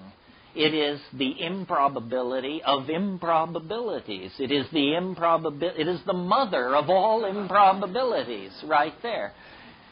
So I'm suggesting something different. I'm suggesting that the universe is pulled toward a complex attractor that exists ahead of us in time, and that our ever-accelerating speed through the phenomenal world of connectivity and novelty is based on the fact that we are now very, very close to the attractor. All Western religions have insisted that God would come tangential to history, but they all lose their nerve when you ask when, which is the only interesting question about that hypothesis. I mean, if it's not now, then what the hell difference does it make? It's just pissing in the wind as far as I can see. I think that the very real social crisis that is upon us, the crisis of population, of resource depletion, of atmospheric degradation, of epidemic disease, all these crises indicate that we are now down to the short epochs of this process of universal ingression into novelty, and that in fact it makes no sense whatsoever to speak of a human future. There is no human future. It's inconceivable, given where we are today, that to speak of the human world 1,000 years from now, or 500 years from now. It is literally, it either doesn't exist, or it's beyond our power of imagining. It isn't simply going to be non-polluting cars and smaller hi-fi speakers. I mean, that's an idiot's notion. Yeah, clearer TV pictures and stuff. It isn't like that at all. I mentioned this morning, how when you look at only one line of technological development, automobiles or computers, it looks like you can rationally anticipate what's going to happen. But when you realize that there are thousands of these lines of development, all transforming themselves, all moving towards some kind of omega point, then you realize that we're in the grip of what I call a concrescence. And I maintain that you don't have to believe me on this. You can see it from here. You just have to climb a high hill. There's one. It's called psilocybin. There's one. It's called ayahuasca. The view from the tops of these hills is of the concrescence. It lies now closer to us than the Johnson administration, for God's sake, in time. And, I have an elaborate mathematical theory to back this up, which you should gratefully learn you are not going to be flayed with this afternoon, but I think it's going to be become more and more important for people to delinearize their view of time. Decondition yourself from the lie of history. After all, if time were space, history would be a spider web. So bear that in mind. Concrescence. Concrescence is a word that I cribbed from the metaphysics of Alfred North Whitehead. And in fact, much of what I say, Whitehead provides the foundation for.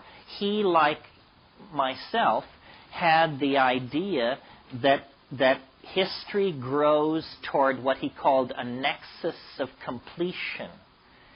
And these nexi of completion themselves grow together into what he called the concrescence. So a concrescence is a domain of extremely high novelty in comparison to whatever it's embedded in. So, for instance, you walking in the wilderness, you are a concrescence because you are more complex than the medium you're moving through. A raisin embedded in a cornmeal muffin is a concrescence. It is more complex than the muffin matrix in which it finds itself. So a concrescence is a local state of unusually high complexity. And a concrescence exerts a kind of attraction. Let's call it the temporal equivalent of gravity. So that all objects in the universe are drawn through time, not space. Gravity draws you through time. Gravity draws you through space. Time draws you toward the concrescence. This is why the universe is seen to be becoming more and more complex, faster and faster. The idea being, you see, that each epoch being shorter than the one that preceded it, this generates an asymptotic curve of approach. And it's become a cliche of our culture that time is speeding up. It actually is speeding up. It's not that it seems like it's speeding up, or it looks like it's speeding up. It is speeding up. We and our entire world are being drawn into confrontation with something that at this level is lost below the event horizon of rational apprehension.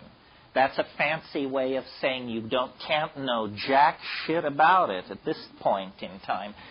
There will come a moment when it will rise above the horizon of rational apprehension.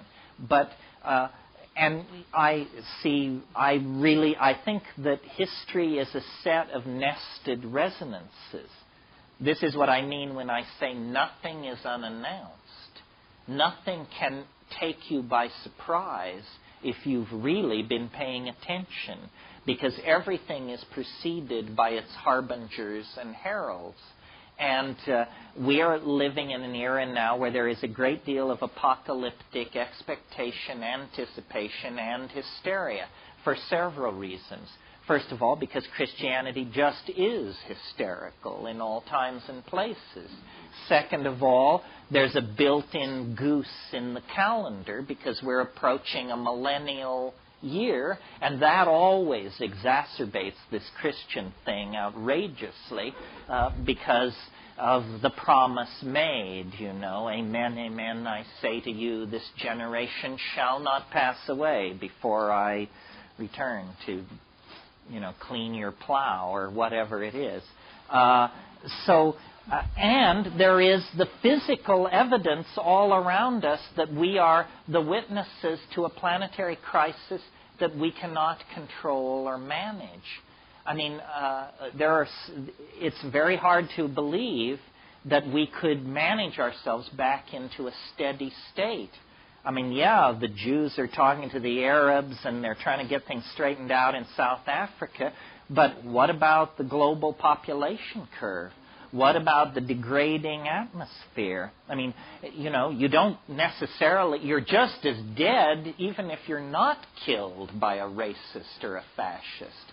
So we can get certain problems under control, but it seems certain problems are beyond our control. Also, there's another level to all this, which is when you take cores from the Greenland ice or make side-ranging radar maps of the Canadian Shield, you discover that we are not the only force for disruption and chaos wandering around the universe looking for trouble. The universe is an incredibly chaotic and unstable place. Planetesimal impacts on the Earth have reset the biological clock at least 3 times in the last billion years. What we have been living through for the past 50,000 years is an unusual era of metastability, and it has allowed us to create a global civilization. But we can't assume that we have 50,000 years of stability ahead of us, or even 100,000 years of stability ahead of us. And finally, this curious resistance to the idea of the end of the world always amuses me, because maybe the world will end and maybe it won't end. But have you ever noticed that the end of your world is an absolute certainty? You're going to go into the yawning grave, and rather soon, I should suspect, and possibly sooner than you're prepared for. So quibbling over the end of other people's world seems like a philosophical argument compared to the certainty of your own finality. Yeah. And I've been thinking about, the question is, out of Stephen Hawking's book about parallel worlds and black holes and stuff, how can these physical oddities or anomalies be related to what I'm talking about? Well, first of all, we don't know what a black hole is. A black hole has at the center of it a singularity. The definition of singularity is you don't know what it is. This is a fishy way of making theories, by the way. Stephen Hawking is a prime example. At one point in his career, he was very keen for what were called mini black holes. And these were black holes that were under a centimeter in size. And a certain reading of his theory required 10 high 16 of these things in the universe. Well, when you realize that there's a singularity at the center of each one of them, you say, well, hell, what kind of physics are you doing if you have a physical theory that has 10 high 16 exceptions to whatever rules it lays down? This isn't a theory. This is a sieve that you're waving around in the air. However, the black hole does bear on this, because imagine an observer standing outside the event horizon of a black hole, watching an object approach the black hole. What you see, and this is similar to the argument or the example I gave a few minutes ago of the marble on the edge of the bowl, what you see is this, let's make it a spacecraft. This spacecraft that approaches the event horizon of the black hole, and then it's caught in the gravitational tidal forces of the black hole, and it begins to go faster and faster, around and around, faster and faster, and at a certain point, it disappears into the singularity. This is from the point of view of an observer outside the system. Now we flash to the stalwart captain and crew on the bridge of this starship. What happens from their point of view, what happens is as they sink below the event horizon of the black hole and start the descent toward the singularity, time and space are dilated so dramatically that the singularity recedes to an infinite distance and you fall forever toward it. Well, what I would like to suggest, based on, here's what I'd like to suggest. This is one way of thinking about it, that our planet is on a collision course with something which we actually, at our present state of knowledge, don't have a word for. A black hole is simply a gravitationally massive object, so massive that no light can leave it. what I'm talking about is something like that, except that it isn't so much gravitationally massive as temporally massive. We are being sucked into the body of eternity. And I think it's going to happen very soon.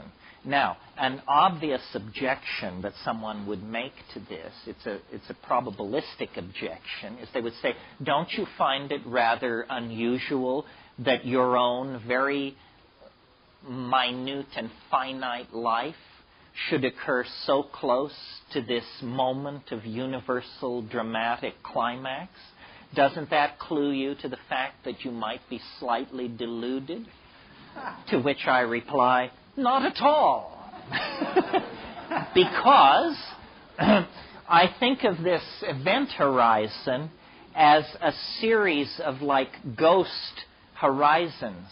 And once you enter into history, what history is the outer shell of the gravitational field of the attractor of the concrescence. In other words, history is the disturbance in nature which precedes the concrescence. It precedes it by only 50,000 years. A microsecond. So a geological microsecond before all life is melted down in the presence of the singularity, there is a curious interface zone that is not the singularity and not the absence of the singularity. It's the singularity in the act of becoming. And it only lasts, as I say, a geological microsecond, 50,000 years. But if you happen to be born inside that microsecond, then you have a very curious perspective on the phenomenon indeed, because you observe it from within inside the shell of the historical vehicle. Yeah. Here's the point I want to make.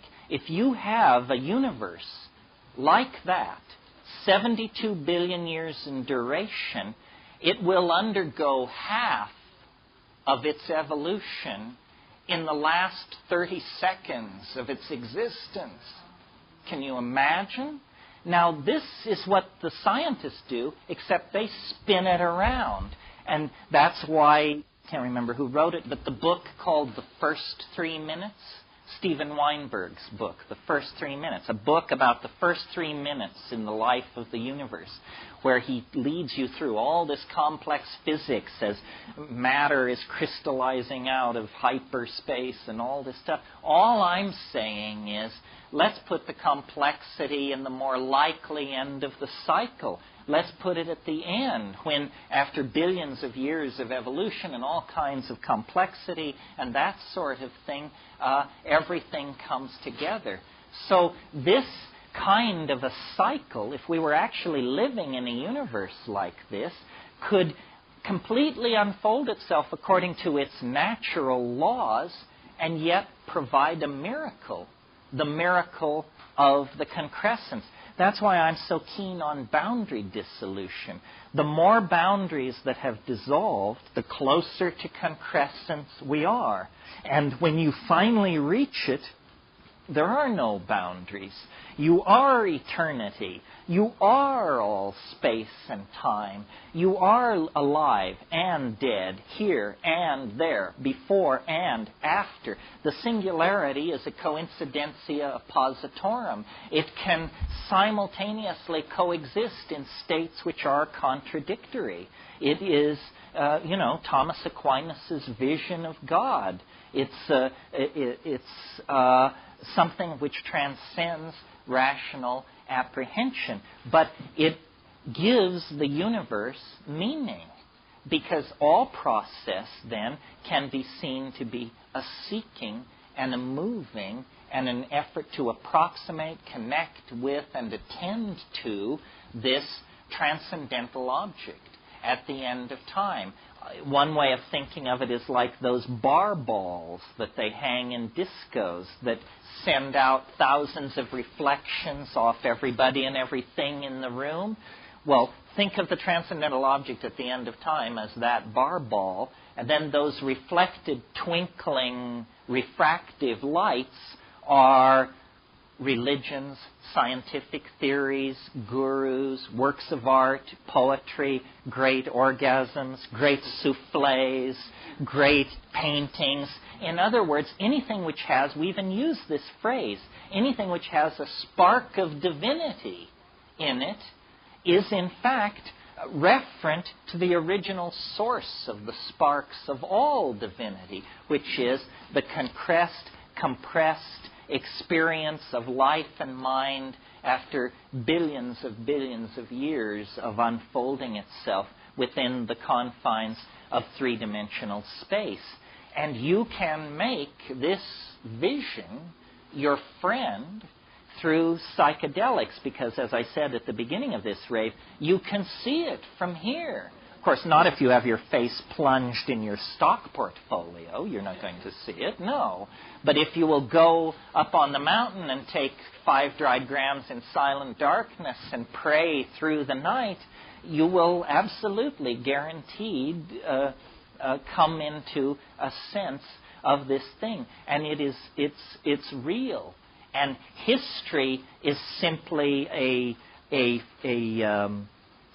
perturbation on the surface of the waters of time as we approach the lip of this cascade into concrescence, novelty, and completion. And the psychedelics raise you out of the historical matrix and give you a sense of participation in this transcendental reality. It's the essence of religion. It's the essence of psychic balance. It's the source of shamanic power and mental health. Thousands of these molecules are arriving at the synaptic site of activity, elbowing aside the local population of endogenous neurotransmitters, getting them out of the way, plugging themselves into the receptor site and beginning to lift the electron spin resonance levels and push them in new directions. And you can almost hear it doing this. And then beyond the hypnagogia, there is the actual trip. And it usually is encountered, you have to go through what Mircea Eliade called the rupture of the mundane plane.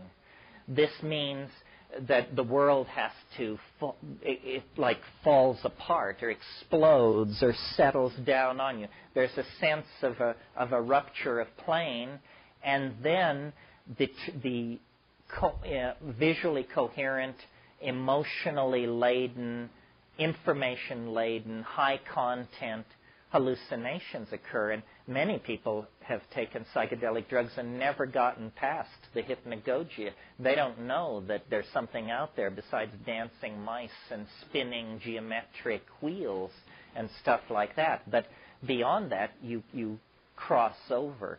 And that's the typical model of a trip. Now, what happens with all of these things to greater and lesser degrees, LSD, psilocybin, mescaline, ayahuasca, is, and I've never actually ever heard an explanation for this. For some reason, the experience comes in waves. There's the first wave. That makes sense. That's the drug taking hold. But why then, after 20 minutes of unbelievably outlandish hallucination, will it like all stop? You know, and it's like a moment ago you were screaming for mercy. Now you look around and you say, I'm down. Am I down? I seem to be down. You know, and sometimes you seem to come all the way down. Like on LSD, it's like it totally turns off sometimes. And then about 5 minutes later, it comes again. And you get another wave.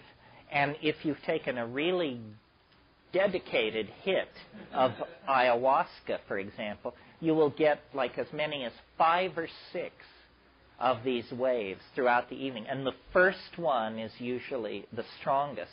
If you take a effective but not strong dose of ayahuasca, you will get one pass.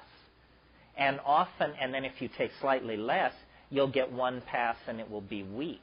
So if you take ayahuasca, at all times pay attention, because you may be looking at something thinking, well, this is not so interesting. I'm sure it's going to be much better in an hour. And you may actually be looking at as good as it's going to get that evening. And psilocybin also comes in waves like this. LSD very dramatically. DMT not, because DMT is one enormous brief wave. I mean, DMT sort of brings all the issues together. And the way I think of these psychedelics experientially is as a series of concentric circles. Maybe like the outer circle is mescaline, and the next circle in is LSD, and the next circle in is psilocybin, and the next circle in is DMT. It's almost as though the psychedelic experience is whatever drug or whatever substance you take, it leads you deeper and deeper in the same direction. And of course, with DMT, you not only hear the aliens, you see the aliens. You not only see the aliens, you become an alien. It seems to be the most radical of all of these things in terms of the experience. It's also the most natural of all of these things. It also is the safest. It stands the ordinary standards of courage and risk on their head, because here it is, it's the most terrifying, the most spectacular, and the safest. None of us, including myself, have fully come to grips with this paradox. We would rather do less safe, less scary drugs, I think. DMT is pretty impressive in most situations. Next, Terence responds to a question comparing meditation and the use of hallucinogens. I think they're completely different realms of human activity. Meditation, you don't hallucinate. They say you do, but they aren't very convincing. And plus, the monks then rush over and explain that you're doing it wrong. So, what's the deal? I think if by meditation you mean lying down and closing your eyes, or sitting up and closing your eyes a lot, I do that a lot. And I like it, but I would never confuse it with the psychedelic enterprise. Pardon me? It's only my opinion, but I really don't. I think that that all of these spiritual techniques are not substitutions for the psychedelic experience, but trade-offs. Organized religion is as concerned with controlling social groups as organized politics is. And the visionary or ecstatic experience is unsettling to the religious mentality.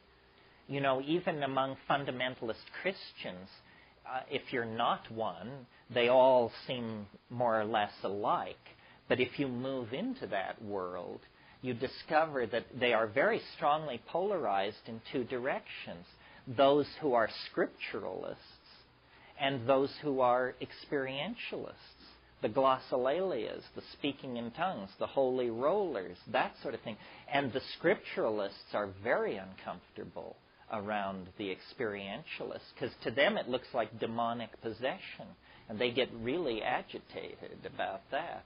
I think that all of these techniques, like mantra, yantra, tantra, whatever, they work incredibly well in the presence of psychedelics, leading me to suppose that what these are tools that were developed in the Paleolithic world of psychedelic magic And all we have now are these tools, but we don't have the original engine that drove them.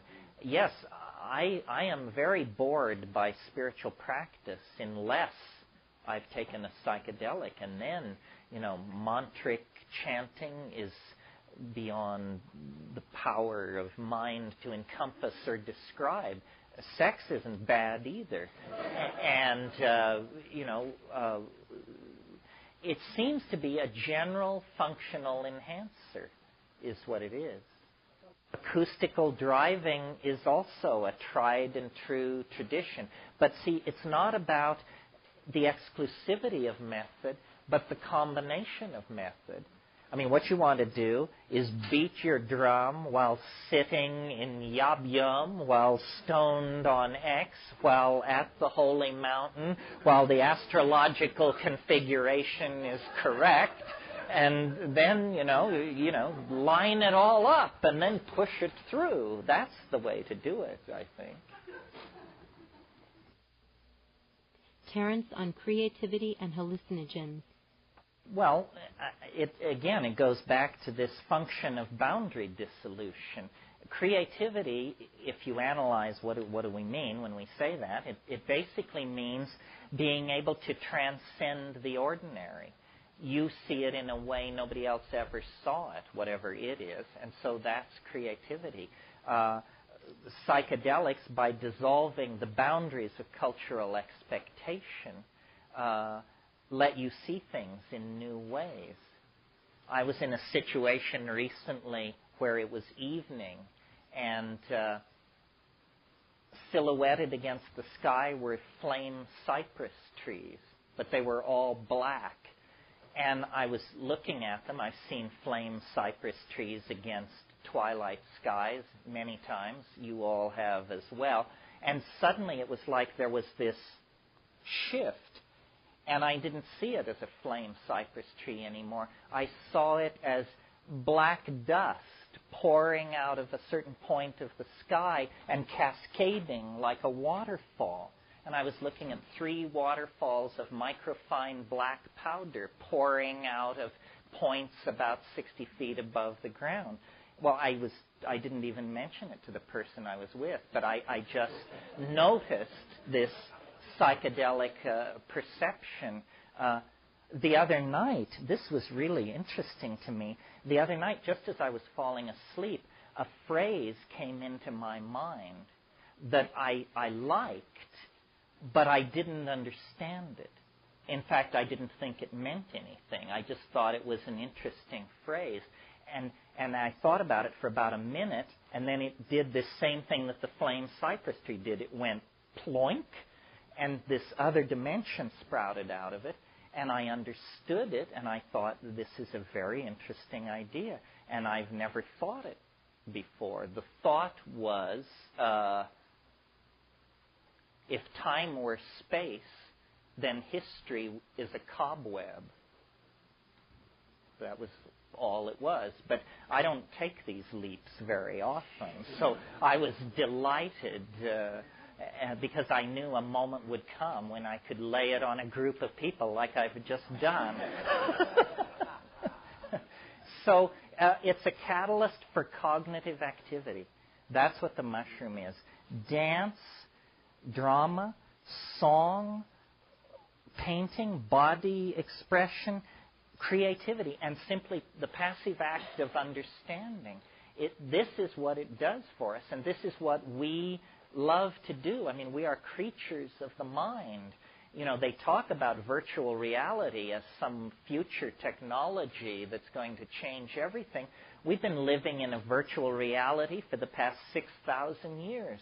I mean, look at cities like New York and London and Los Angeles. I mean, every nature has disappeared. Everything you see is a human idea downloaded into material existence. It's entirely virtual. It doesn't disappear at the punch of a dial, but it is as virtual as the virtual realities that will eventually be made out of light behind goggles.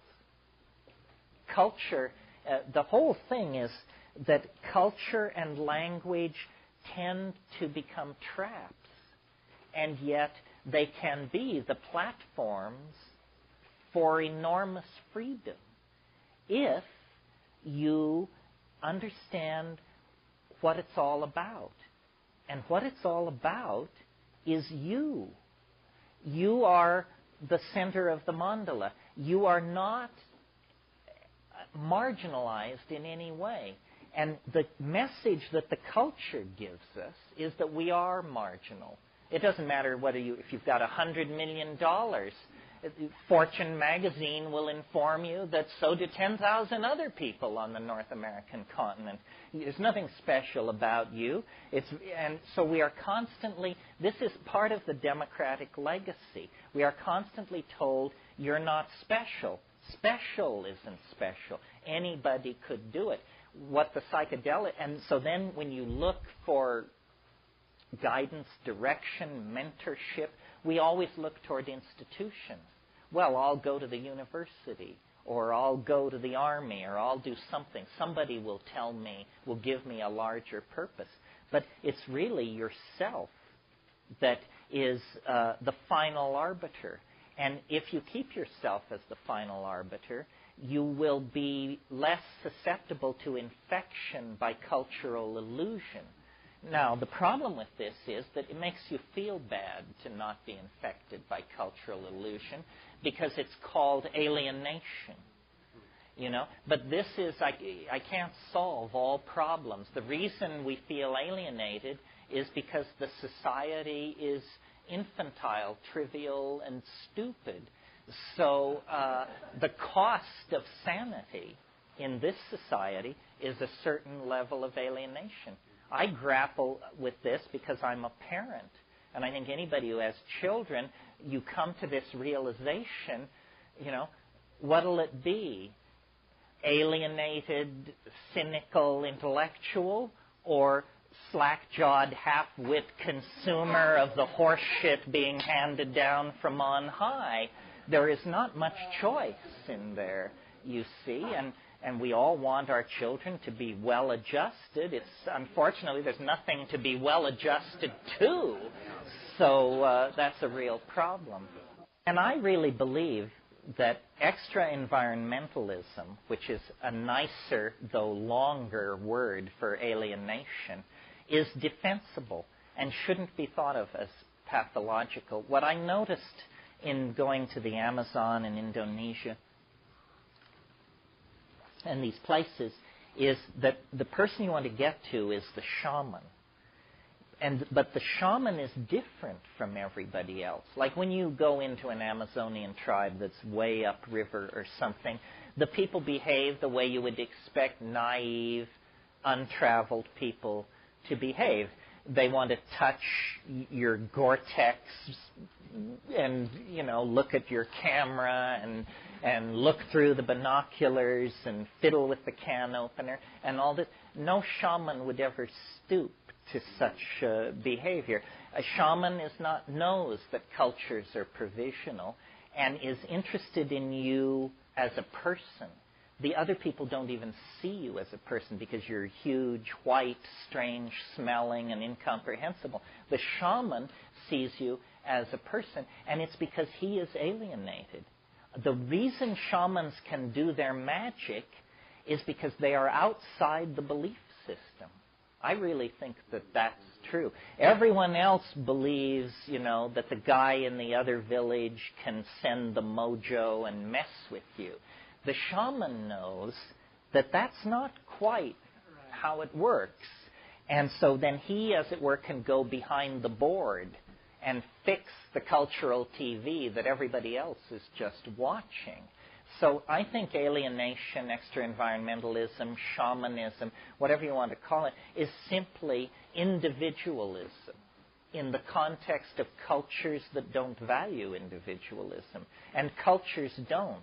You know, it's said nature acts to preserve the species.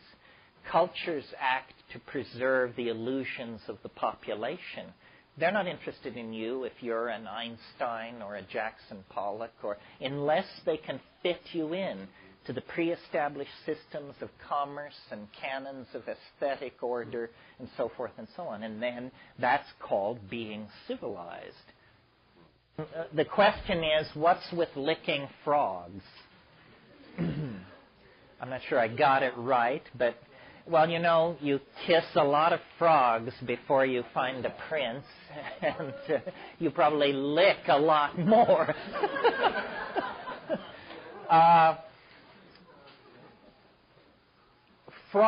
Toads, not frogs. Let's give the devil his due here. Toads of certain species produce a relative of DMT in large glands in their necks. Why this is not clear, considering that this exudate or this material will kill a dog if a dog picks up a toad like that in his mouth within minutes. It's pretty spectacular. It's reasonable to suppose that then this is just a defense that has been evolved. Some of you may have seen the dinosaur in Jurassic Park that spits poison in your face. We're talking something like that. The toad creates this this 5-methoxy-DMT in this gland, and when the glands are squeezed, it comes out on the surface of the toad's skin. It's a near relative of DMT. Speaking from my personal battery of many prejudices, I would say I don't care for it. It complicates my job enormously because people do this stuff and they think, A, that it is DMT, or B, if they're slightly better informed, that it's just like DMT. It is, in fact, chemically called 5-methoxy-DMT. However, it is nothing like DMT. It's as much like DMT as radio is like television. And that's where the difference lies. The 5-MeO does not trigger the most spectacular effect associated with DMT, which is these three-dimensional crawling hallucinations that come out of the woodwork and reveal the true nature of reality to you. When you take 5-MeO DMT, you have all of the physical presentation of DMT. There's a sense of a kind of light anesthesia through the limbs. There's a sense of falling forward into a void. There's a sense of losing body boundary. Now, at that point in DMT, those symptoms would give way to the trip. At that point in 5-MeO DMT, those symptoms give way to the beginning of the come down. And people who have never taken DMT sometimes rave about 5-MeO and say, this was the most astonishing thing I've ever happened to me. People who are familiar with DMT can yawn their way all the way through it because you're braced for the DMT thing. I mean, you think, oh my God, it feels just like it. Here it comes. It's going to be upon me. 5, 4, 3, 2, 1. +1, +2, +3, +4, +5. It's not coming in. It doesn't come in. And so, and then 5-MeO is fatal in sheep as well as dogs, spectacularly fatal in sheep. And so I guess if you're a sheep, it's counterindicated. Doesn't seem to be harmful in human beings, but with so little data available, I think maybe we should, there are old psychedelicists and bold psychedelicists, but there are no old, bold psychedelicists. Have I had any contact with the government? Not exact. Well, up until a week ago, the answer to this question was yes. No. When I got home from Esalen the last time, there was a really funny letter, which I haven't quite figured out how to respond to. Dear Mr. McKenna, I'm an officer of the California State Police. fascinated with DMT and recently read the interview with you in the San Francisco Chronicle. I wonder if you would be willing to meet with me and have coffee so we can discuss this at your earliest possible convenience. So, what I did was fairly chicken shit, actually. I found a copy of Food of the Gods, and I sent it off, and I said, this is my latest book, or this is a book of mine. It deals in part with DMT. Give it a quick read, and if you're still interested in a get-together, call me. So I think, I don't know exactly how to interpret this. I've always felt that the reason the government left me alone was because I'm an intellectual. And in the United States, that is the most pathetic, ineffective, and form of nonentity known to exist. I think that the greatest period of American creativity in literature and in other areas too, arguably, was in the 20th century, was the 20s. And that's because an expatriate community conducted a critique of American society from a foreign vantage point, in that case, Paris. And I think that in spite of the Clinton hiatus, that the politics of light have not yet come to settle on the land of Jefferson, and that we should be prepared on a moment's notice, basically, to decamp to Prague and conduct all this from there. Also, Prague was the capital of European civilization before the 30 Years' War, before the rise of modern science. It's an Italianate city, untouched by either world war. It's a beautiful place.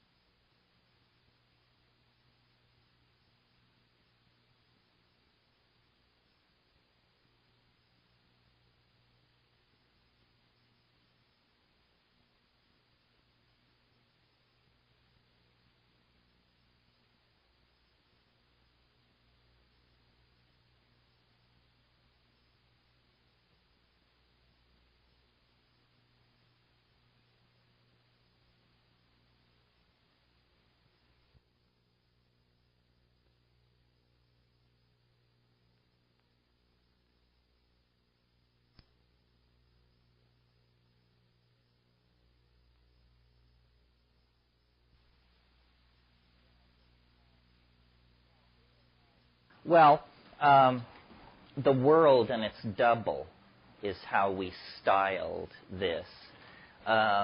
This is simply a high visibility, flashy way of reminding people whose eyes fall upon that text that the world, reminding people whose eyes fall upon that text that the world, reminding people whose eyes fall upon that text that the world, reminding people whose eyes fall upon that text that the world, reminding people whose eyes fall upon that text that the world, reminding people whose eyes fall upon that text that the world, reminding people whose eyes fall upon that text that the world, reminding people whose eyes fall upon that text that the world, reminding people whose eyes fall upon that text that the world, reminding people whose eyes fall upon that text that the world, reminding people whose eyes fall upon that text that the world, reminding people whose eyes fall upon that text that the world, reminding people whose eyes fall upon that text that the world, reminding people